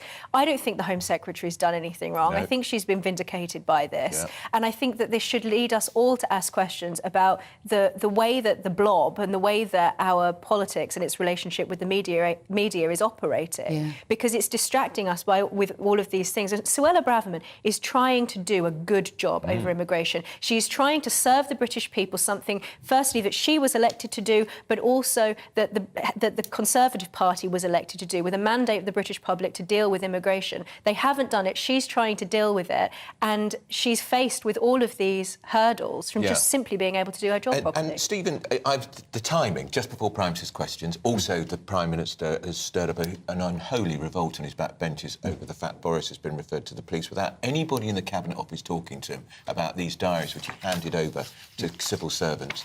Why did it take till today to clear her? There is a certain stench that lingers over this, and I'm not entirely sure that the people involved in the civil service were entirely neutral in this particular matter. Funny that. But it's bizarre. But that could well be the case. I think not for the first time. Emma's probably put a finger on it too. But I thought the best thing, of course, was hearing Sir Edward Lee speaking in the House. I don't know if you heard him. Conservative senior backbencher. Indeed, and a great man who said, call this a scandal. In the old days, we used to have proper scandals. With sex and money and invading Iraq, and real scandals. Yeah, he's right. He very often is right. Yeah, yeah. But people watching will think the police. The trust in the police is collapsing all over the country. We're seeing what's happening in Cardiff with the riots. Why are the police now going to have to spend time poring over these diaries going back to 2020 and 2021? Yeah. We move on. We've got a public inquiry, Stephen, that's going to take 4 or 5 flipping years. We've got the Privileges Committee still hasn't reported on Boris, who gave evidence weeks ago. It's not what people want. No, I remember Chilcot, which was, I think, 11 years, which I think was the third Iraq inquiry. It's ridiculous. And I think your point is a very interesting one. Is there a stage at which the police can say, up with this, we will not put, this is nonsense? I'm sorry, they probably don't want this. Well, of course they don't. They're up to their eyes in problems and things at the moment. Yeah. And so Mark Rowley's probably looking at this and said, oh, my Lord, please, not another nonsense like this. Yeah. He's going to have to put 6 officers on it. Yeah. They're going to have to work right round the clock. For what end? And it now delays the Privileges investigation, which is ongoing, chaired by Harriet Harman, Labour MP, who's already made it absolutely clear what she thinks about Boris Johnson breaking the rules, because she said so in the House. So she's hardly an impartial view on it. She was talking in a generality. It's not only dirty, it's also stupid. Because, firstly, it's making it look as if the civil service is even more politicised than the public already believe it to be. And it's also repeatedly, stories like this, repeatedly dragging the police into politicised situations where they have no choice but to investigate it, but obviously it's compromising them in some way. And as Stephen said, the British public are already, for obvious reasons, serious decline in trust in the police for many very good reasons, but also because they're being sort of dragged into these political or progressive scandals. And the whole thing, I think, many people will be looking at this and thinking, actually, frankly, this just stinks. And honestly, Harman was specific about Boris breaking the rules, not a generality. She responded to a very rude tweet by Alistair Campbell, and she said, these were rules he made, and they were egregious breaches. She was very overt. Couldn't be clearer. Well, she liked it, broken the basically. rules. No, she added her own quote to it too, and she chaired this inquiry. How can she be chairing an inquiry into Boris, which she's made her mind up? I think most people, she's a case here, and most people know that she's... She wakes every morning, Stephen, thinking, how can I damage the Tory party? I'd rather think not. Yes, she does. You've obviously woken up with her more often than I have. She's one of the most tribal Labour MPs I've ever met. You know she's tribal. Well, most of us are to a certain degree. But... No, you're not as tribal, because you've been objected today. Unusually. Unfortunately, the 4 of us are going to agree on this. Can we not find something to... Well, we might agree on this. Well, the 3-page letter, what did the apologia for Vita Sua? Is she saying anything about the civil service in that letter? She said she talked... Is she talking about this malignant, tumour? No, she hasn't said that. No, she's just been very objective and clear. Sorry, Bev. No, not at all. I think we just got some great stories I want to get through today while you guys are here. Emma, the Jockey Club says it's going to make so glad you're raising this. The Epsom Derby more inclusive by having a specific area for LGBT people. What? And can I just say here, if I was at the Derby as a guest, I would not set foot as a gay man in the LGBT area, and my partner wouldn't want to either. It is the worst sort of tokenism. You can tell me if my instinct is correct on this, but this strikes me as highly offensive. It really is stereotyping. Back of the bus. This LGBT area that they're talking about is going to have. Firstly, it's going to be free. It's going to have drag performances, free queer literature, which of course will be highly politicised, and a festival-style tent in the centre of the race with a bar and a DJ. And this is a quote. It says that the intention is to blend entertainment and education. The whole thing just strikes me as deeply, deeply offensive. I can imagine my own gay friends seeing this and firstly being like, well, I'm not part of your queer community. But also the idea that you would entice people with drag performances to a horse race, because what the horse racing isn't interesting to gay people in its own right. It's famous horse festival. I know. Horse racing festival. So why do we want a gay disco? And it's also full of fit young men wearing multicoloured silks. It's got its camp elements already, hasn't it? Listen, in all honesty, you know, if you turn up to this thing, it's segregation. You just say, "Oi, LGBTQI plus," or the other over there, and there's caramel and another drag performer called Bonk, I think. You know, right. It put you off your champagne cocktail. And I bet you the people who came up with the idea are left-leaning straights who think that's what. It's a PR stunt. It's an expensive PR stunt. They should abandon it. We're just trying to be nice to you. And actually, it's not the first time this week that something like this has been in the press, because earlier in the week we saw in the Telegraph reporting that there was a theatre company that was also doing a black-only performance where whites were explicitly not welcome. That's right. The Theatre Royal in Stratford East, a theatre I've been to many times. It's always had a left-wing. Joan Littlewood. Joan Littlewood. But imagine, Stephen, if a theatre said. Putting on projector said, black people are not welcome in the audience. Well, outcry there. Andrew, I've been there, I think, before any of you were born, in South Africa. I can still remember when we were based in Simonstown, a place near Port Elizabeth. We heard this marvellous jazz music coming from that, and it was Miriam Makeba and Dudu Pakwana playing down there. And there's a big sign, no whites. You know, and I remember thinking, this is, of course, that was Blanca, knee Blanca, and I thought, thank God we've left all that nonsense behind. And there, sprouting up again, the dragon has risen in the East End of London. It is offensive. And what happens if white people turn up at this theatre? What if you identify? Well, it seems that they wouldn't be able to actually turn them away, but they were making it very clear that it would be better if they didn't show up. Even though it's about the history of slavery, which you might think white people might need to get a perspective on. Just the idea that particularly with this LGBT area, the sorts of things that they're putting on in this area are so stereotypical. It's this idea of somebody who's part of this invented LGBT community. But the reality is that, you know, if a gay person wants to go to the races and enjoy the horse racing, which I've done many times, but you don't need a glitter ball to enjoy your day. And I don't go in drag, and I don't expect to watch a drag. I just want to watch a race. I should have said it's not just fit young men in multicoloured silks, but also women as well. Of course. Yeah, there's the irony. Yeah, I know. Actually, equestrianism is one of the most level playing fields. It's one of the very few sports where women compete equally with men. Is it the only Olympic sport, or is it shooting, the other one? There is two, isn't there? I think you're right. Shooting and equestrianism. Yeah, it's one where men and women compete equally. Yeah, we should be motorsport as well. Go for that. You know, instead of having the division. Over always. I still try struggling, thinking, why do they think it's a good idea? Well, I can tell you why. So they're saying that a lot of people, a gay racehorse trainer said, actually no, he's. What's a gay racehorse? They're basically saying. Not much stuff. Hang on. No, I think the gentleman that's quoted in the article, Mick Appleby. Is he in a stable relationship?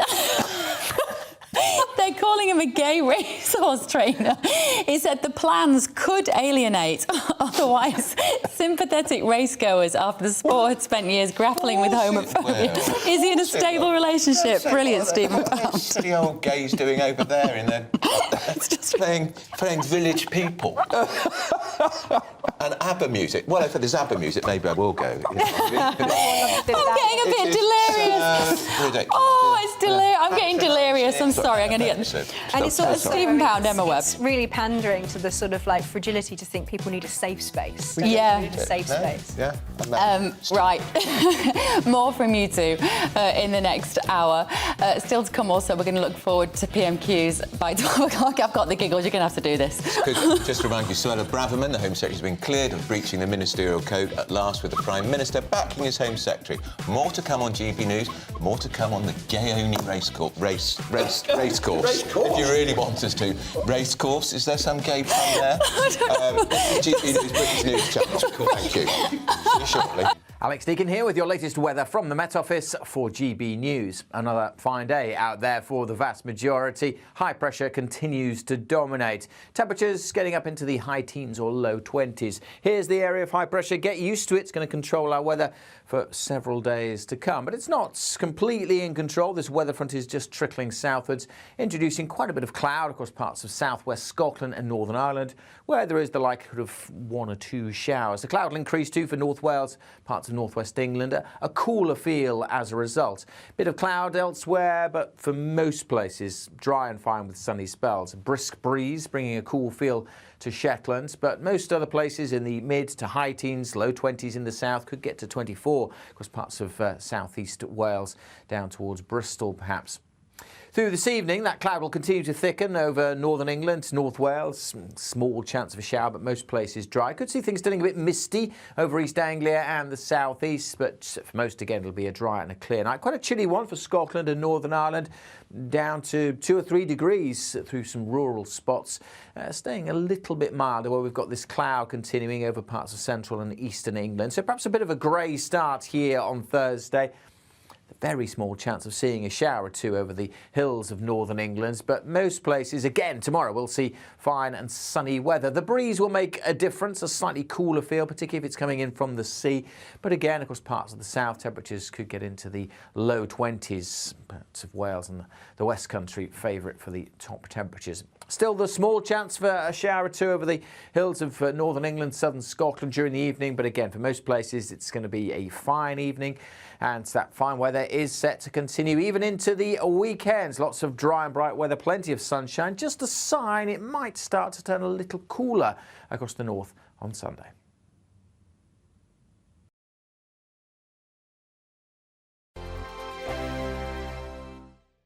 It's all about family, being in people's living rooms, all the interaction and getting to know who our viewers and listeners are. When I was young, my dad used to say, Nana, stop arguing. I wanted an outlet that would enable me to give my opinion.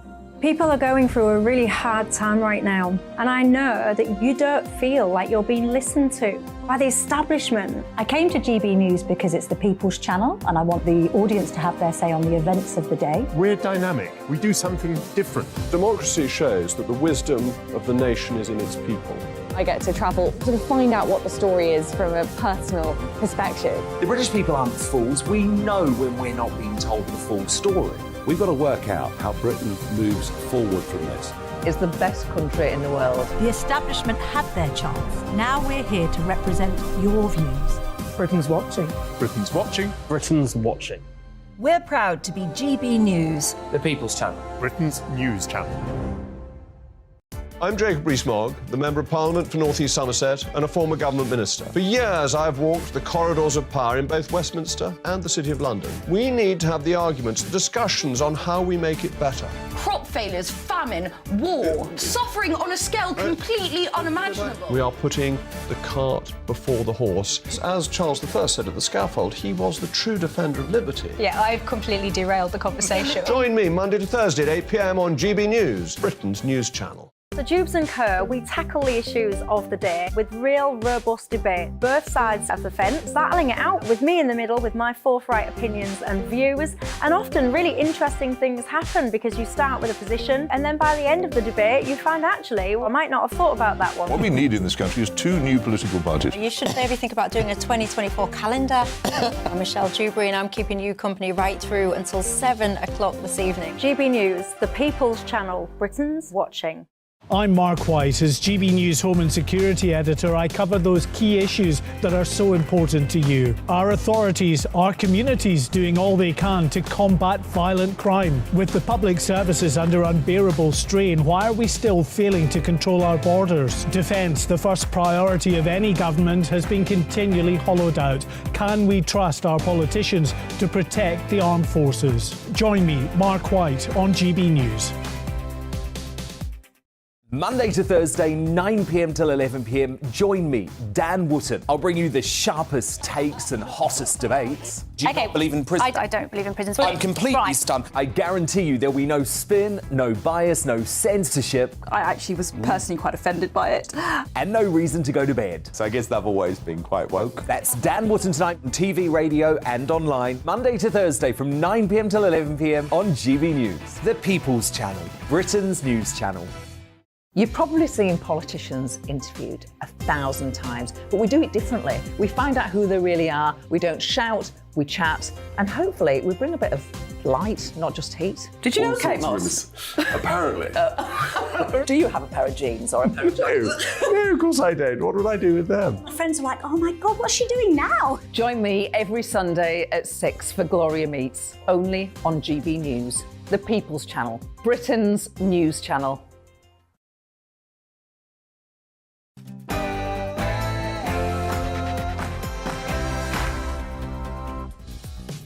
It's 11 a.m. on Wednesday, 24th of May. This is To The Point on GB News with Andrew Pearce and Bev Turner.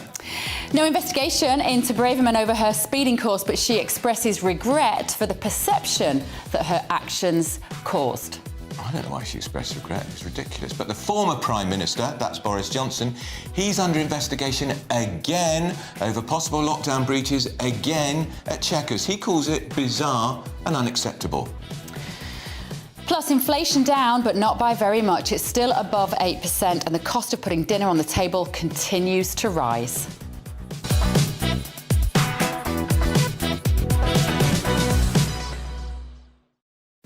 I've managed to get over my giggles now, just about. I could go at any moment, to be fair. Horses, stable relationships. Let us know your thoughts on all of our talking points this morning, gbviews at gbnews.com. But first of all, here is the news with Ray.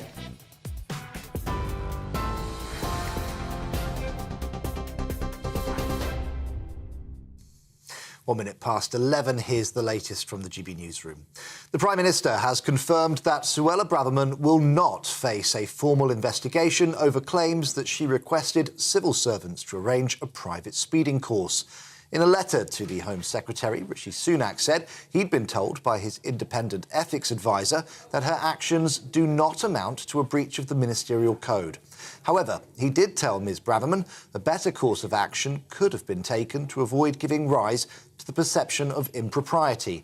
The Home Secretary has responded, saying she deeply regrets that some people had seen her actions as attempting to avoid sanction and apologised for the distraction this had caused to the government. The Chancellor has warned that food prices are still rising too fast, despite inflation falling to 8.7% last month. Overall, inflation has fallen below 10% for the first time since August.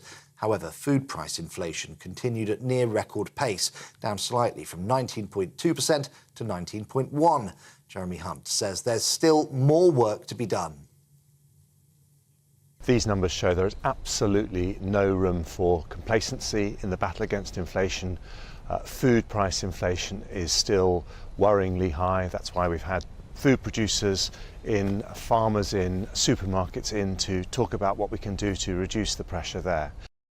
Well, Labour's Shadow Women and Equality Secretary Annalise Dodds has responded. She says the government is failing to help struggling families. Why aren't we seeing them taking action on food prices? Almost going up by near 20% at the moment, a huge increase on people's weekly food shop, and yet no action coming from the Conservatives on this. Buckingham Palace says the Duchess of Edinburgh is deeply saddened over the death of a woman who was hit by a motorcycle in her police escort. 81-year-old Helen Holland was struck in London on the 10th of May as she reportedly used a pedestrian crossing. She died after sustaining irreversible damage to her brain. The Independent Office for Police Conduct has appealed for witnesses. GB News understands that the Duchess will be in touch privately with Ms Holland's family. Boris Johnson is criticising the Cabinet Office for making bizarre and unacceptable claims after it referred him to police over new allegations that he broke lockdown rules. The former Prime Minister has been reported to both the Met and Thames Valley police forces over events at Chequers and Downing Street. They say they're assessing the information, which is understood to have come from official diary entries. Mr Johnson has denied breaking the rules and insists all events were lawful. Dozens of Portuguese police and specialist teams will spend a second day hunting for clues in the disappearance of Madeleine McCann.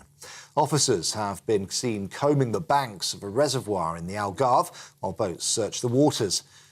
Germany's chief prosecutor investigating the main suspect in her disappearance, Christian Bruckner, confirmed that a tip-off sparked the targeted search. The site, 30 miles from where the 3-year-old went missing in 2007, was a favourite spot of Bruckner's. Rishi Sunak is warning that uncontrolled legal migration could lead to unmanageable pressures on housing, schools and hospitals. Writing in The Telegraph, the Prime Minister said it can also make it difficult for communities to integrate new arrivals. Mr Sunak says the government will remove the right for international students to bring their dependents unless they're on a postgraduate research programme. He will also remove the ability to switch from a study visa to a work one until studies are completed. 200 Albanian nationals jailed in England and Wales will be sent home to serve the rest of their sentences. The Ministry of Justice says the decision applies to those with prison terms of 4 years or more. It's amid concerns that UK prisons are now at 99% capacity. The arrangement means that Britain will also support Albania to modernise its own prison system. And finally, a cowboy wrangled a runaway cow across 3 lanes of traffic on a highway in the United States. The footage posted on Twitter by Michigan State Police shows the wrangler emerging from the bushes and chasing the animal in traffic before lassoing it. The cow was also seen hopping over the highway divider. The animal is now back in the pasture and safely unharmed.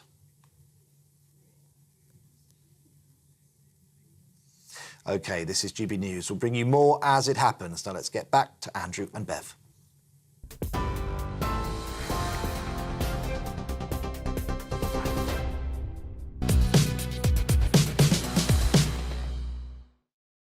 Hot off the press, we've seen the letters this morning between Suella Braverman and the Prime Minister about this speeding awareness code and whether she broke the speeding awareness course, and whether she broke the ministerial code.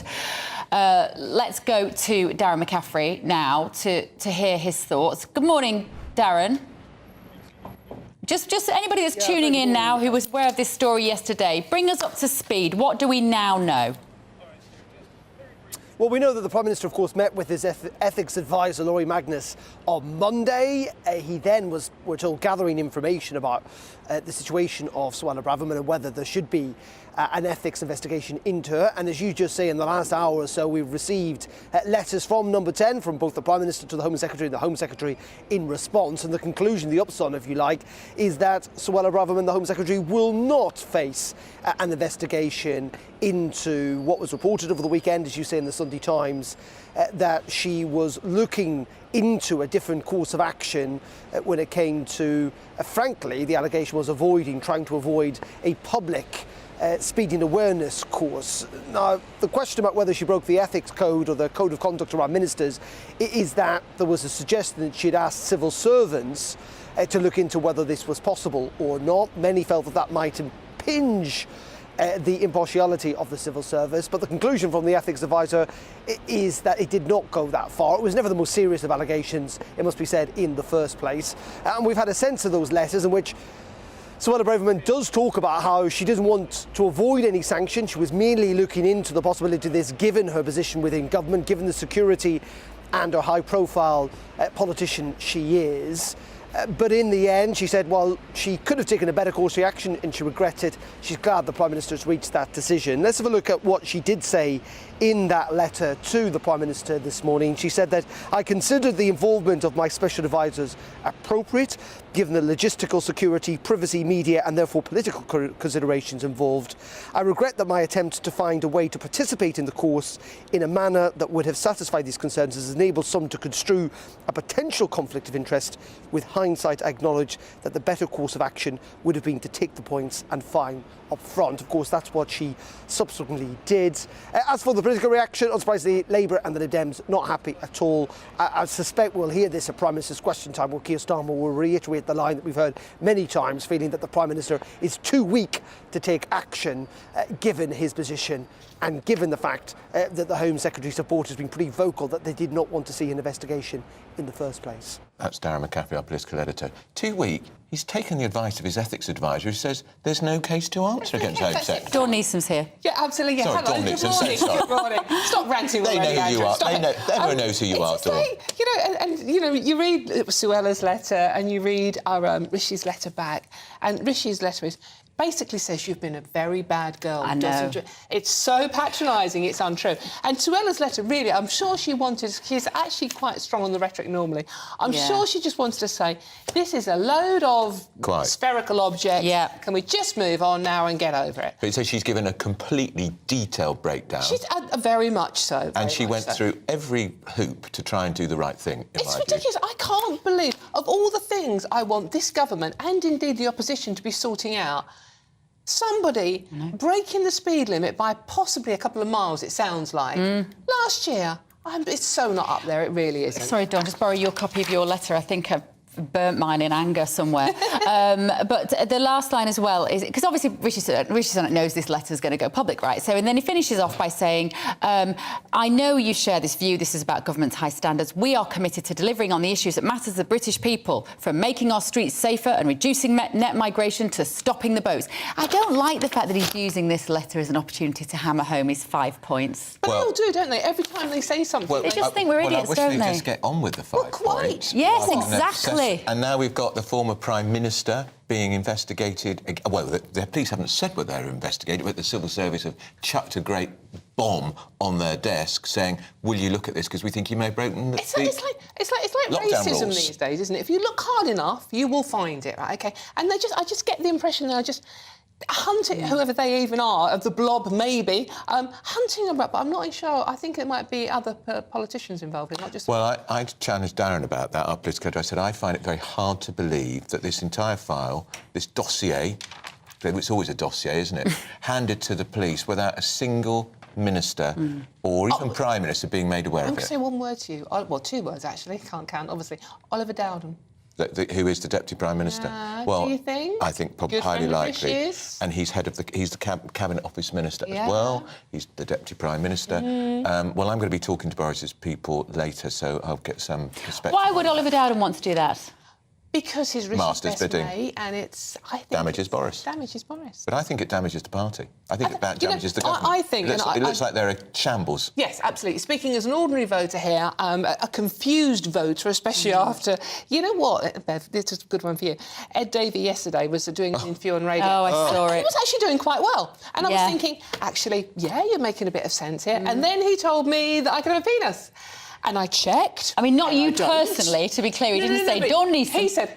Well, actually, how would he know? But he did actually came out of that classic, and I never thought we'd be talking about penises quite as much as we have this year, Bev. He came out of the classic that, yes, women could have penises, and I thought, oh, no. I know. Instantly, 51% of the population are going, no. Well, we're going to talk about that as well with Emma and Stephen in a little while. And common spaces. He's got no problem about people with penises being in women's changing rooms, women's loos. Yeah. And you know what? That brings me back onto the topic we were talking about earlier. What's her name? The equalities. Baroness Faulkner. Baroness Faulkner, thank you. She's a lifelong Lib Dem. She is. And she's getting targeted now with all the hate under the sun for talking about women's rights, safe spaces, safe sport for women. She's been called the vilest things, literally death threats. A racist. And a Nazi, and her husband is German. Yeah, and she's a Pakistani, born in Pakistan. She's a lifelong Lib Dem. And so for the leader of her party to come out and say, well, actually, you know, women can have penises. Yeah, he was asked, can a woman have a penis? And he said, clearly. What is it with the 2 leading opposition leaders? Because Keir Starmer doesn't think it's a straightforward question to ask. They're under an immense amount of pressure from the trans activist lobby, who are very, very powerful. We've got to move on. The whole point of this, who are you going to vote for? And also, while Dawn is here, just to say, I'm on my holidays next week, so you got Dawn Neeson more week. Sorry. Thank you, though, Dawn. Now, the latest Office of National Statistics figures have been released. They show that the UK's inflation rate has fallen to 8.7%. The Chancellor's warned that food prices are still rising too fast and says there is more work to be done. Whilst it is welcome that the headline rate of inflation has fallen, these numbers show there is absolutely no room for complacency in the battle against inflation. Food price inflation is still worryingly high. That's why we've had food producers in, farmers in, supermarkets in to talk about what we can do to reduce the pressure there. And whilst yesterday we had a decisive vote of confidence in the management of the UK economy from the Managing Director of the International Monetary Fund, we now know that we have to stick to the plan to bring down inflation, because that is causing enormous pressure on families up and down the country. So food prices still running at over 19% in these latest figures that have just come out. You had some of the industry in yesterday. In any sense, do you fear that there's some sort of profiteering going here, price gouging going on? Do you have any sense that that is a problem? We are looking at why food prices are just as high as they are and why inflation remains high, because that's such an acute source of pressure on family finances. We want to talk collaboratively with the industry to find out what is happening. Of course, if there is any wrong behaviour going on, we have an independent regulator that is looking at those issues. But I also want to recognise that they too are under pressure. They're seeing, grain prices very high, fuel prices very high. That's feeding into their costs. But what I said to them is we all need to make sure that as these prices come down, the benefit is fed through to consumers, to people doing their weekly shop as quickly as possible. Alice Denby's with us, the Deputy Editor of CapEx, regular on this programme. That was pretty underwhelming, wasn't it, the Chancellor? I think the problem that the government has is inflation is now coming down slower than was predicted. This is throwing all of their plans out of shape. And of course, from consumers' perspective, it's those food prices that people are really seeing in their weekly shop that's really hurting people. The trouble for the Chancellor is that there are very few levers he can pull. Controlling inflation is supposedly the Bank of England's job. It's not really been doing it very well. The forecasts it's been relying on have been proven wrong over again and again. And the Chancellor's left having to say, Second highest inflation in the G7. Prediction from Liam Halligan, our business and economics, said they're going to put interest rates up again. I think that markets are already predicting that interest rates are going to go up to 5%. I feel like that's kind of baked in. But there is some better news. The IMF has now upgraded our growth forecast, so we're predicted in the next couple of years to have better growth than Germany. There is good news on the horizon. But we won't be if we keep putting up interest rates. That will stifle growth. I mean, as I say, I feel like that's kind of already priced in. Right. But you see, my concern is that will stifle the growth of the small and medium enterprises. The big corporations can cope with high interest rates. They've got the buffer, haven't they, Alice? That's what's happening here. It's all of those high street shops, small businesses, which are going to be absolutely strangulated. Yeah, absolutely. And this is where the government really needs to be focusing on growth. We need to be looking at things like business rates. We need to be looking at planning. Corporation tax. The government needs to be doing everything it can to boost growth, to help those small and medium enterprises. And in turn, that will eventually bleed down to consumers who are really struggling at the moment. And you look at the high street, so many shops are empty now.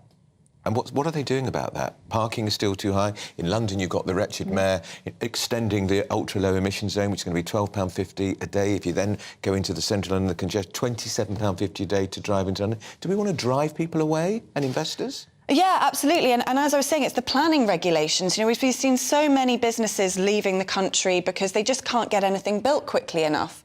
I mean, the government really needs to get on and focus on growth. Alice, just to understand these inflation figures, actually, because even though it looks like good news, we had sort of normal prices, let's say April 21. Then there was the massive jump in energy prices, April 22. And then April 23, we're comparing it to April 22, so it's lower, but it's still higher. So so it's not that prices are coming down, they're just going up more slowly.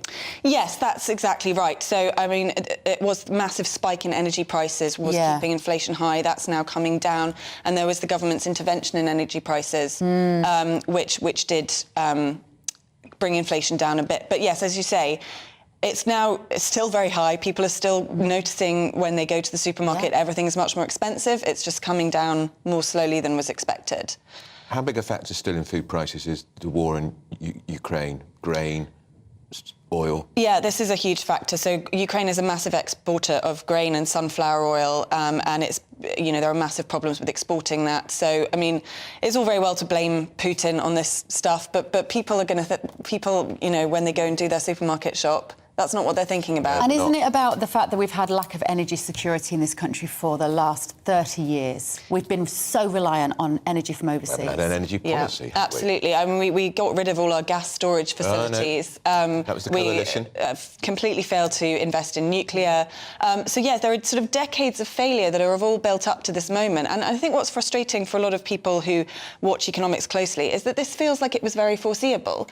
I mean, it's kind of economics 101 that if you print a bunch of money during the pandemic, you're going to get inflation. Yeah. While the Chancellor was happy to give money away during what was the pandemic? I'm talking about the... You've forgotten it. No, I'm talking the word we use for... furlough. Furlough. There was always going to be a reckoning for furlough. Absolutely, and ditto the energy price guarantee. And I think it's frustrating that these things, that the government has been so poor at explaining the trade-offs. It just feels like you can't help think that this is deliberate. This is a globalist plan. We've got a globalist in 10 and 11. It doesn't feel like they care about the British people. It pains me to say that, but that's what it feels like. I mean, I think that's... I wouldn't say that. I do think that there are kind of a lot of external factors which the government can't be blamed for. I think what they can squarely be blamed for is that they've been in power for 13 years and they have not put in place things that everybody knows needs to happen, like planning reform, and they just haven't done it. And I think, that's where... Yeah. They've fallen down. And we're feeling it. We certainly are. That's Alice Denby. Thank you. Always good to talk to you from CapEx. Let's see what you've been saying this morning. I think the music's playing. I think we've run out of time. Keep them coming. You've been very busy this morning getting in touch with us. We are going to be talking about the Cardiff riots in just a moment. This is GB News.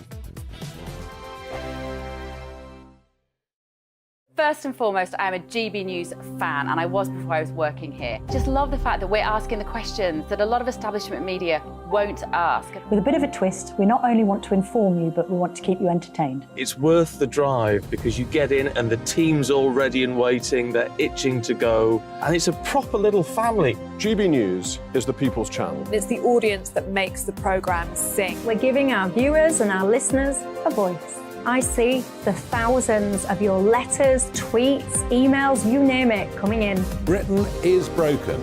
How on earth did we get into this mess? But more importantly, how do we get out of it? The establishment had their chance. Now we're here to represent you. It's time for something different.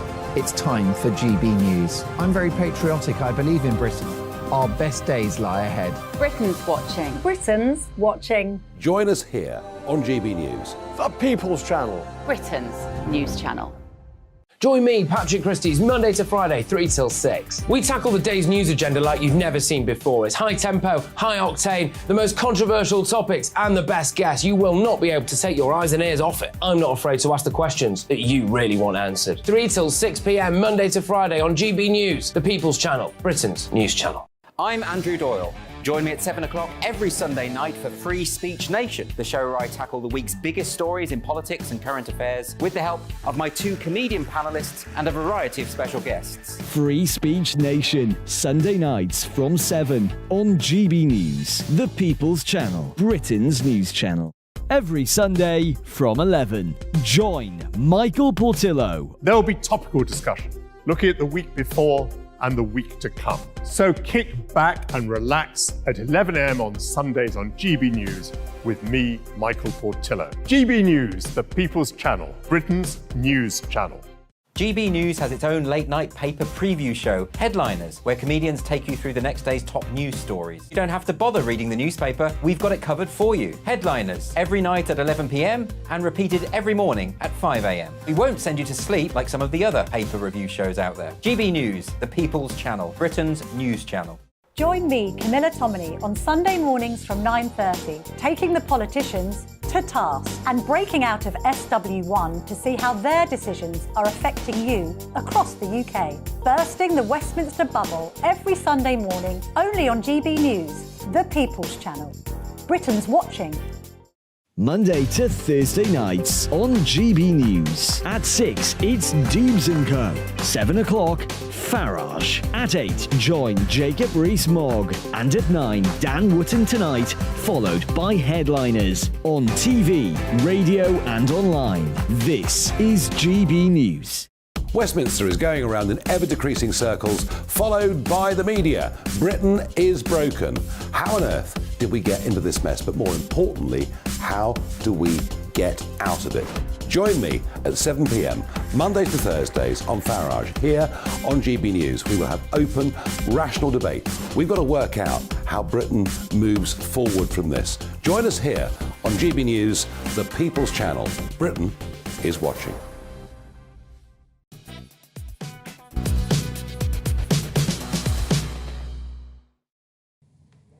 It's 11:25 with Andrew Pearce and Bev Turner on GB News. This is To The Point. Do you know what I'm looking at?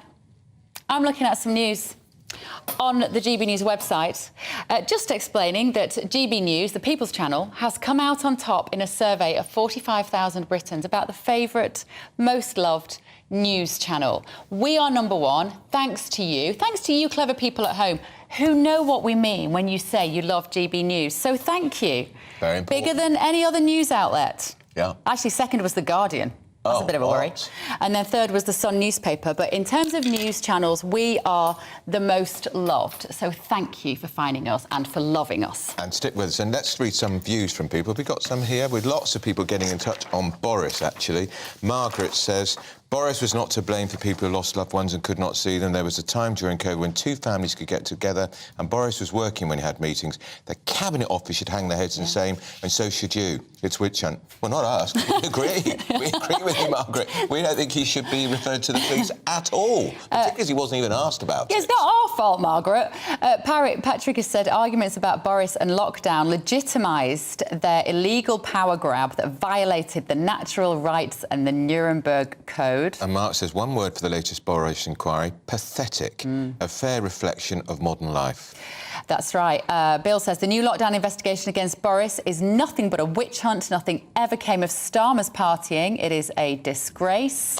Yeah, but a discordant voice here. Tim says, Bev and Andrew, Johnson should be in prison along with Trump. Two bad eggs. Talking of Trump, Ron DeSantis, the Republican, but for a long time seen as the favourite to be the Republican candidate, is going to announce he's running later today, which we'll, of course, cover on GB News. Worst kept secret in American politics. Yeah, but where's he gone? Because he's sort of vanished off the political radar, dominated by Donald Trump with all his travails put against the witch hunt against him. But you see, that's why I think he's disappeared, because he has to tread a very careful line in relation to everything he says that Trump does, because he cannot alienate the Trump base by coming out and openly criticising Trump, because there are a lot of Republicans who still do, of course, love Donald Trump. We're going to talk about that in more detail with Stephen Pound, the former Labour MP, no fan of Trump, and Emma Webb, of course, the director of the Common Sense Society. And you're going to be sat here on your own tomorrow. I am. But I will be talking to you down the line. I'm going up to Boston in Lincolnshire this afternoon. We've got these immigration figures, obviously, being released tomorrow. They're going to be a shocker. They're going to be a shocker. So I am going to be live in Lincolnshire tomorrow morning in Boston. Come and say hello if you're in the area, won't you? Because we're going to be looking at the impact of immigration, legal and illegal immigration, of the people in Boston. And Boston, the capital of Brexit in England, actually, one of the strongest votes for Brexit, is an area which has had a very large influx of migrants, particularly from Eastern Europe. Yeah, so Patrick Christys and I will be up there tomorrow. Bring me a bacon butty and a cup of coffee at some point in the morning, won't you, while he's sat here in the luxury. It's going to be the hottest day of the year tomorrow, though. That's nice. I know. Yeah. Well, it might not be that hot in Lincolnshire. I'm up from up north. It's never that warm. Wear your sunblock. Now, always. Rishi Sunak is... What is he doing? Warning uncontrollable migration risks pushing public services. Prime Minister, why is it happening then? That's right. The government yesterday announced that all foreign students will be barred from bringing family members to the UK from January. I feel like it's tinkering around the edges a little bit, Well, isn't it was it? 135,000 in the last year, so it's quite a lot. Quite a lot. And they probably then bring in even more. Now, a political reporter, Olivia Utley, spoke to some of the architects of Britain's immigration laws. Today we are introducing new legislation to keep my promise to you. To stop the boats. Stop the boats! Stop the boats. It is no exaggeration to say that Rishi Sunak has staked his reputation on stopping migrants who cross the Channel illegally in small boats. But has he painted himself into a corner? Bringing down illegal migration numbers against a backdrop of intense global instability was always going to be tough. And whichever way the PM has turned over the last 6 months, he has encountered roadblocks, from rigid international human rights laws to indignant archbishops. To find out more about the scale of the challenge he faces, I spoke to some of the architects of British immigration policy over the last decade, including Theresa May's Chief of Staff, Nick Timothy. I think what everyone's realised over the last few years is with the land border, you can simply put up a wall and keep people on the other side. With the sea border, once people are crossing and they land, there's very little you can do about it. And the problem is when people do reach the country, once they actually step foot on British soil, it's then very difficult to remove them, even if they are found not to have a legitimate asylum claim. The Prime Minister and Home Secretary hope that their illegal migration bill, which faces its third reading in the House of Lords this week, will crack the problem once and for all. This bill enables detention of illegal arrivals without bail or judicial review within the first 28 days of detention until they can be removed. And that is precisely what this bill will do. That is how we will stop the boats. But if these assurances sound familiar, it's because they are. This government is unapologetic in the way in which we now have the Nationalising Borders Bill, the new plan for immigration. Is this immigration bill any different from anything that we've seen before? It is different. I think the reason that we haven't seen the removals to Rwanda yet are because of these challenges based on human rights laws. Lord Frost, former Brexit Secretary and close confidant of Boris Johnson, sounds optimistic too. This bigger, much more comprehensive approach, the Rwanda approach that means people don't get to stay in the country, that really ought to make more difference. But let's see. But there is a serious question mark over the practicality of the plan. Last year, the policy faced a bitter blow after the first planned flight was grounded on the runway following a late intervention by European judges. There are concerns too over the morality of the plan. It is isolationist. It is morally unacceptable and politically impractical. It is universally acknowledged in Westminster that the path to a Conservative victory in the next election is very narrow indeed. If Rishi Sunak fails to deliver his promise of stopping the small boats, it will disappear altogether. The pressure is on. Olivia Utley, GB News. She's quite right too. Yeah, thank you, Doesn't Olivia. get it sorted. Now, still to come, France has introduced new climate change policy that should make you very worried. You do not want to miss this. I'm going to bring you some details in a moment. First of all, here's your morning news to Ray Addison.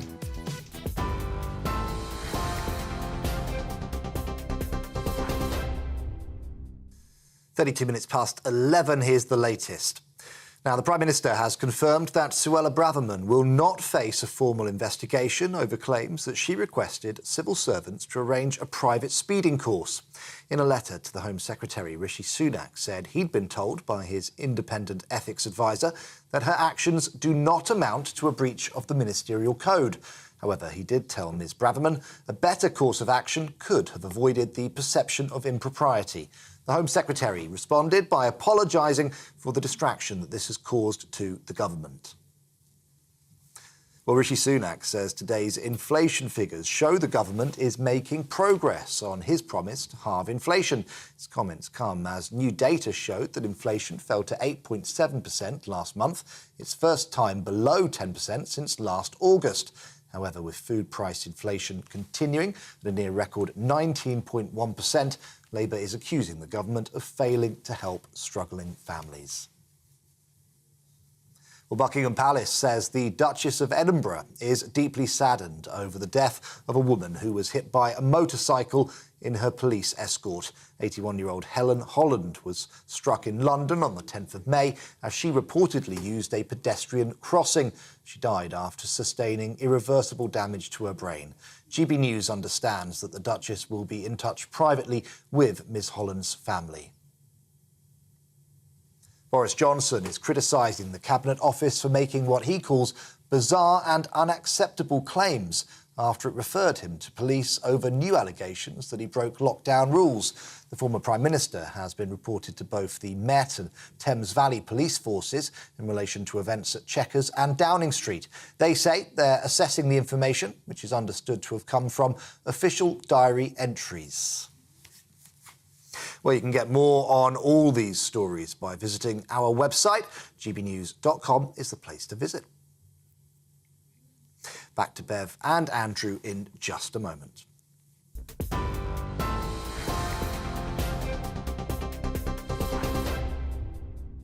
Direct Bullion sponsors the Finance Report on GB News for gold and silver investment.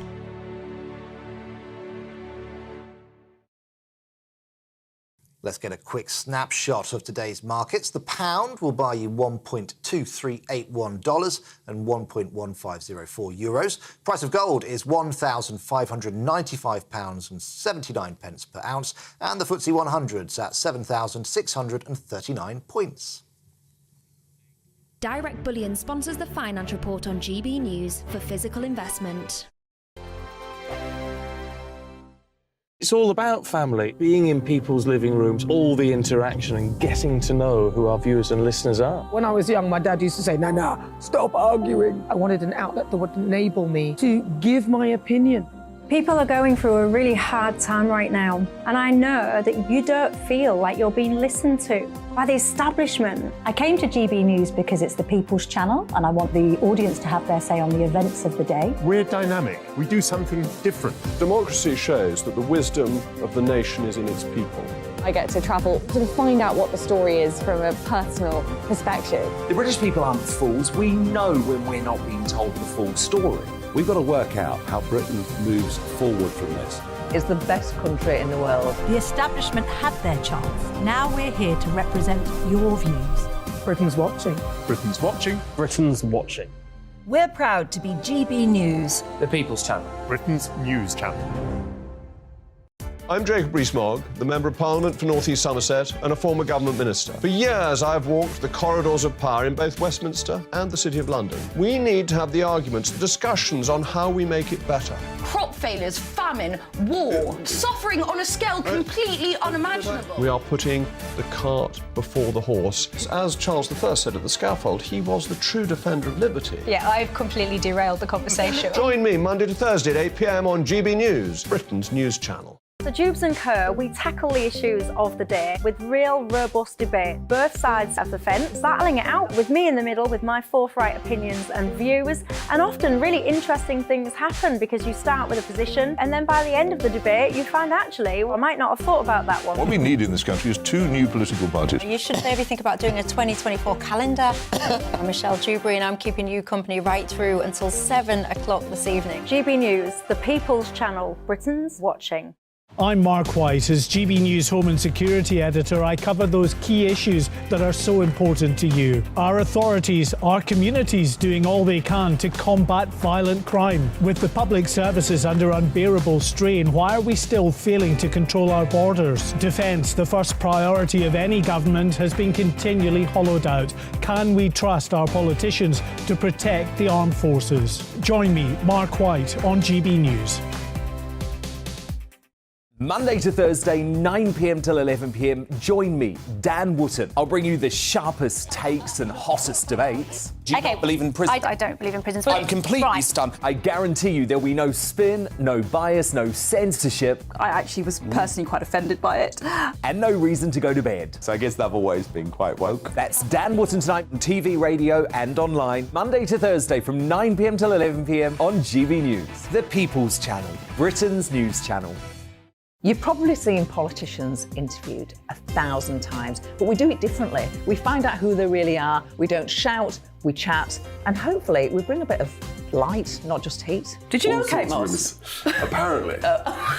Do you have a pair of jeans or a pair of jeans? No, of course I don't. What would I do with them? My friends are like, oh my God, what's she doing now? Join me every Sunday at 6 for Gloria Meets, only on GB News, the People's Channel, Britain's news channel.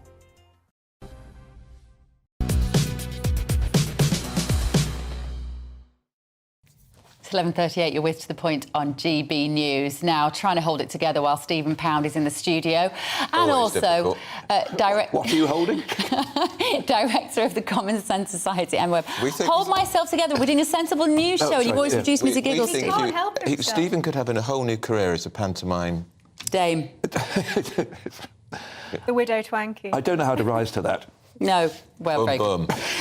Right, I want to talk about this story, climate change being used as an excuse to stop people flying in France. Stephen Pound, explain. Well, when I heard that, this is a rather strange thing. A group of 150 people sort of wandering around Paris, looking for a space to buy fresh snails. They just had to sit down and decide what do we want for the future of the country. And they suggested this idea that nobody should fly. I think initially it was about 2.5. If you can do a train journey within 2.5 hours internally in France, you can now no longer fly that. Well, when I thought they were banning short haul, I thought this was Macron being sensitive about his height again. But, but I mean, honestly, it just seems very, very. If we had in this country, if we had an adequate train service that was reasonably priced, then people wouldn't need to be told what to do, by the Assemblée Nationale or the Parliament. They just do it. And I think, knowing the French, the minute you say, "Thou shalt not fly," you might, give me my billet now. They'll all be flying down to Charles de Gaulle. I hope so. Yeah. Oh, they will. I hope so. Do you think they will, Emma? Do you think people will protest this? Or are there sufficient numbers of people who've bought into the idea that they should live a smaller life to save the planet that it will happen? I imagine that the French, outside of the cities, they do love a protest and they don't really fall for nonsense very easily, do they? I hope that they would protest. I think, on the one hand, yes, if you can take a train for 2.5 hours, originally the suggestion was 4, actually, so it was not such a short-haul flight that this Citizens' Assembly was proposing. It was set up in 2019 by Macron. And it's not the French people at large who have voted for this. It's a non-representative group of 150 people who have made this proposal. Who are not elected. Who are not elected. They're members of the public, and they have been. So their proposal was for 4 hours. This has been reduced to 2.5 hours. And I think, Bev, we've spoken a lot before about these sorts of climate restrictions. I think we should expect to see battles over this kind of thing here in the UK and other countries around Europe. Yes, it's true that if you can take a train for 2.5 hours instead of taking a flight, then actually probably it is more convenient. If you just make sure that the train travel is more convenient, then the market will fix that. Yeah, a good capitalist response. But do you think it will come here? Yes. I think it will come everywhere. I don't know. I mean, France is much bigger than this. So if you actually look at the flights... At the moment, how insane is it when it's cheaper to fly to Manchester than it is to get a train? Now, that, I think, is the real problem. Yeah. And also, I mean, I like a train. I can't lie. I love a train journey. Give me a cup of tea and a biscuit and a lovely view out the window. And a crossword. I mean, all sorts of happiness.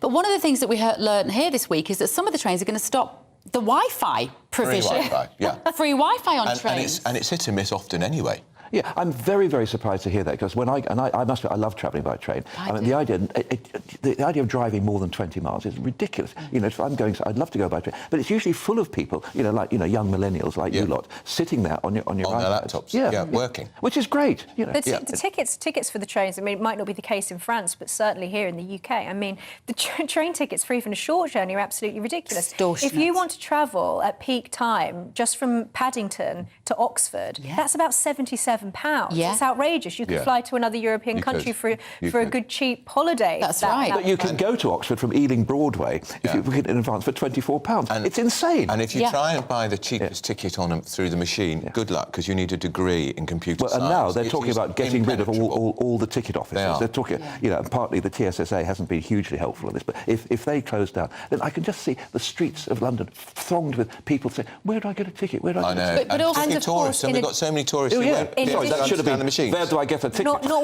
wanting to be a moaning Minnie about the trains, but of course, in addition to that, we also have all of these problems with that vulnerability to train strikes. Yeah. That particular train going to Oxford not running at the moment. You have to go from Marylebone, which takes an extra half an hour or something longer. So there are trains all around the country at the moment now. It's just that are just Elizabeth not line running of as Ealing good. Broadway is one of the very few success stories. But that's been subjected to strikes by your mates in the unions, Mr. Pound. It has. I mean, I have a great deal of respect for those people who are simply standing up for their fellow workers. The train drivers are earning 60 to 65,000 a year going on strike for more I think you'll find that the Elizabeth line train drivers didn't go on strike. It was the station train staff drivers which are. affected. Oh, some of the ASDEF ones are the Society of Local. Do you sympathise with them when they're earning £65,000 a year going on strike? I sympathise with anyone who's trying to improve their working conditions, and I think that's the key thing. No, they're after more money. Yeah.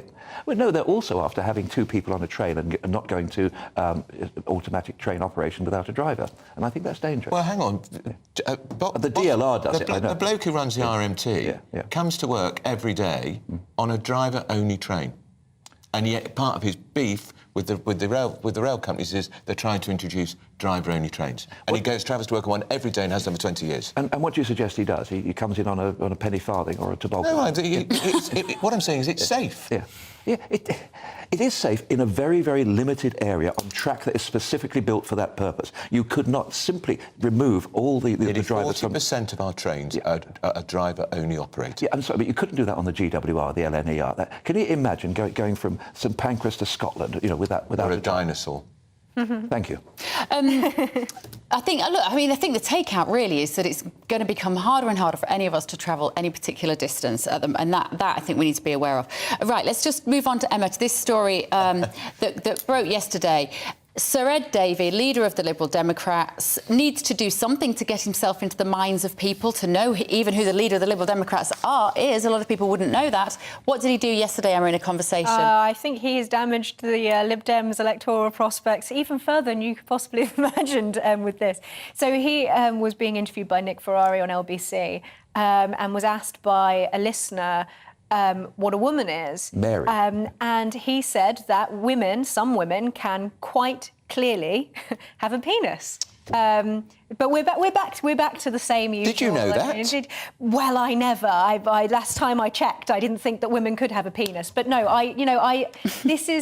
This is the same as we've seen over and over again. This is the ultimate gotcha question for politicians, for leaders of political parties. Rishi Sunak has answered it clearly and in a way that I admire. He said it's not possible. Yeah, and so I think Ed Davey is trying to very firmly situate himself as strongly on the opposite side of that. I mean, he's trying to paint this as having sympathy for trans people, for people who are experiencing gender dysphoria.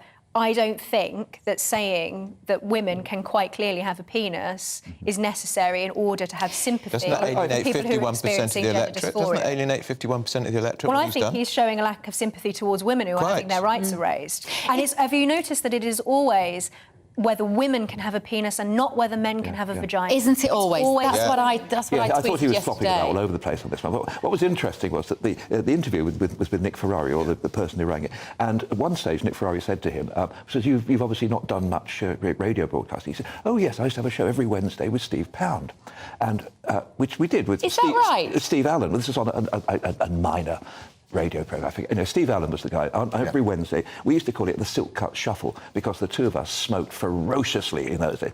And Ed and I would go outside puffing away on that one. But did he know what a woman was then?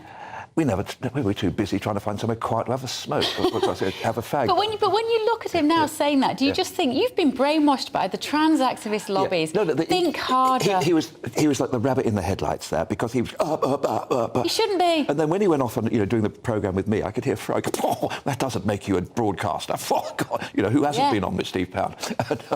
But no, I think you're right. Had this question been asked 20 years ago, of course not. Don't be stupid. It wouldn't have been asked 20 years ago, Stephen. That's more to the point. It's the same as or even 15 years ago. As we were discussing earlier with the LGBT area at the Epsom Derby. Yeah. This is entirely, in the case of that was entirely PR. This is entirely politics. Yeah. He feels that this is what he has to say. He must know. Common sense tells him that this is not true. Yeah. but it's also being painted as the only way to be a sympathetic, sensitive, kind human being is to come out with something like this. But in the process, he will have alienated at least 50% of the electorate. And there'll be many trans women who won't even agree with it. Absolutely. We're very short on time, Emma, but I want you to take on this issue, diversity in maths. What's this about? This is a very interesting story. So ethnomathematics, it has been in the press before, and it's very much along the same lines as we've seen with other subject areas. But of course, with maths being an objective subject, a universal language, it's something quite different.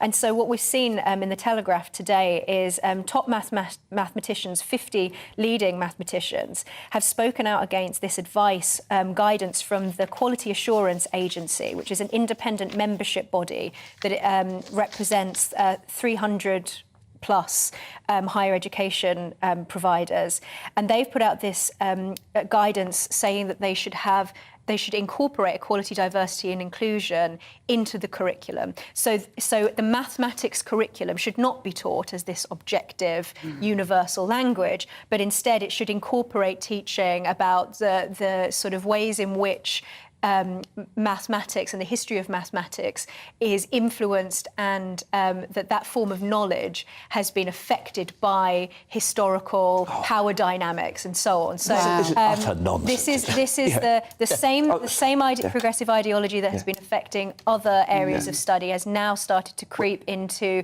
the objective STEM subjects. Well, I'll just say, Arabic numerals. Yeah, they're all called Arabic. And don't forget that zero was actually invented by Hindu mathematicians. And what about Pythagoras? This is why you cannot blame the British and the slave trade for this. Please. The thing about mathematics is there is a universal truth in it. What a right angle is. And look at what the Egyptians, when they were building the pyramids, had this thing called the golden number. And it's actually there. And it wasn't created, it was discovered. That's right. Sometimes, Stephen, you talk common sense. I resent It's been lovely having you here, and thank you both for your contribution towards making GB News the country's most loved news brand. Thank you again for watching us. You'll be here tomorrow morning.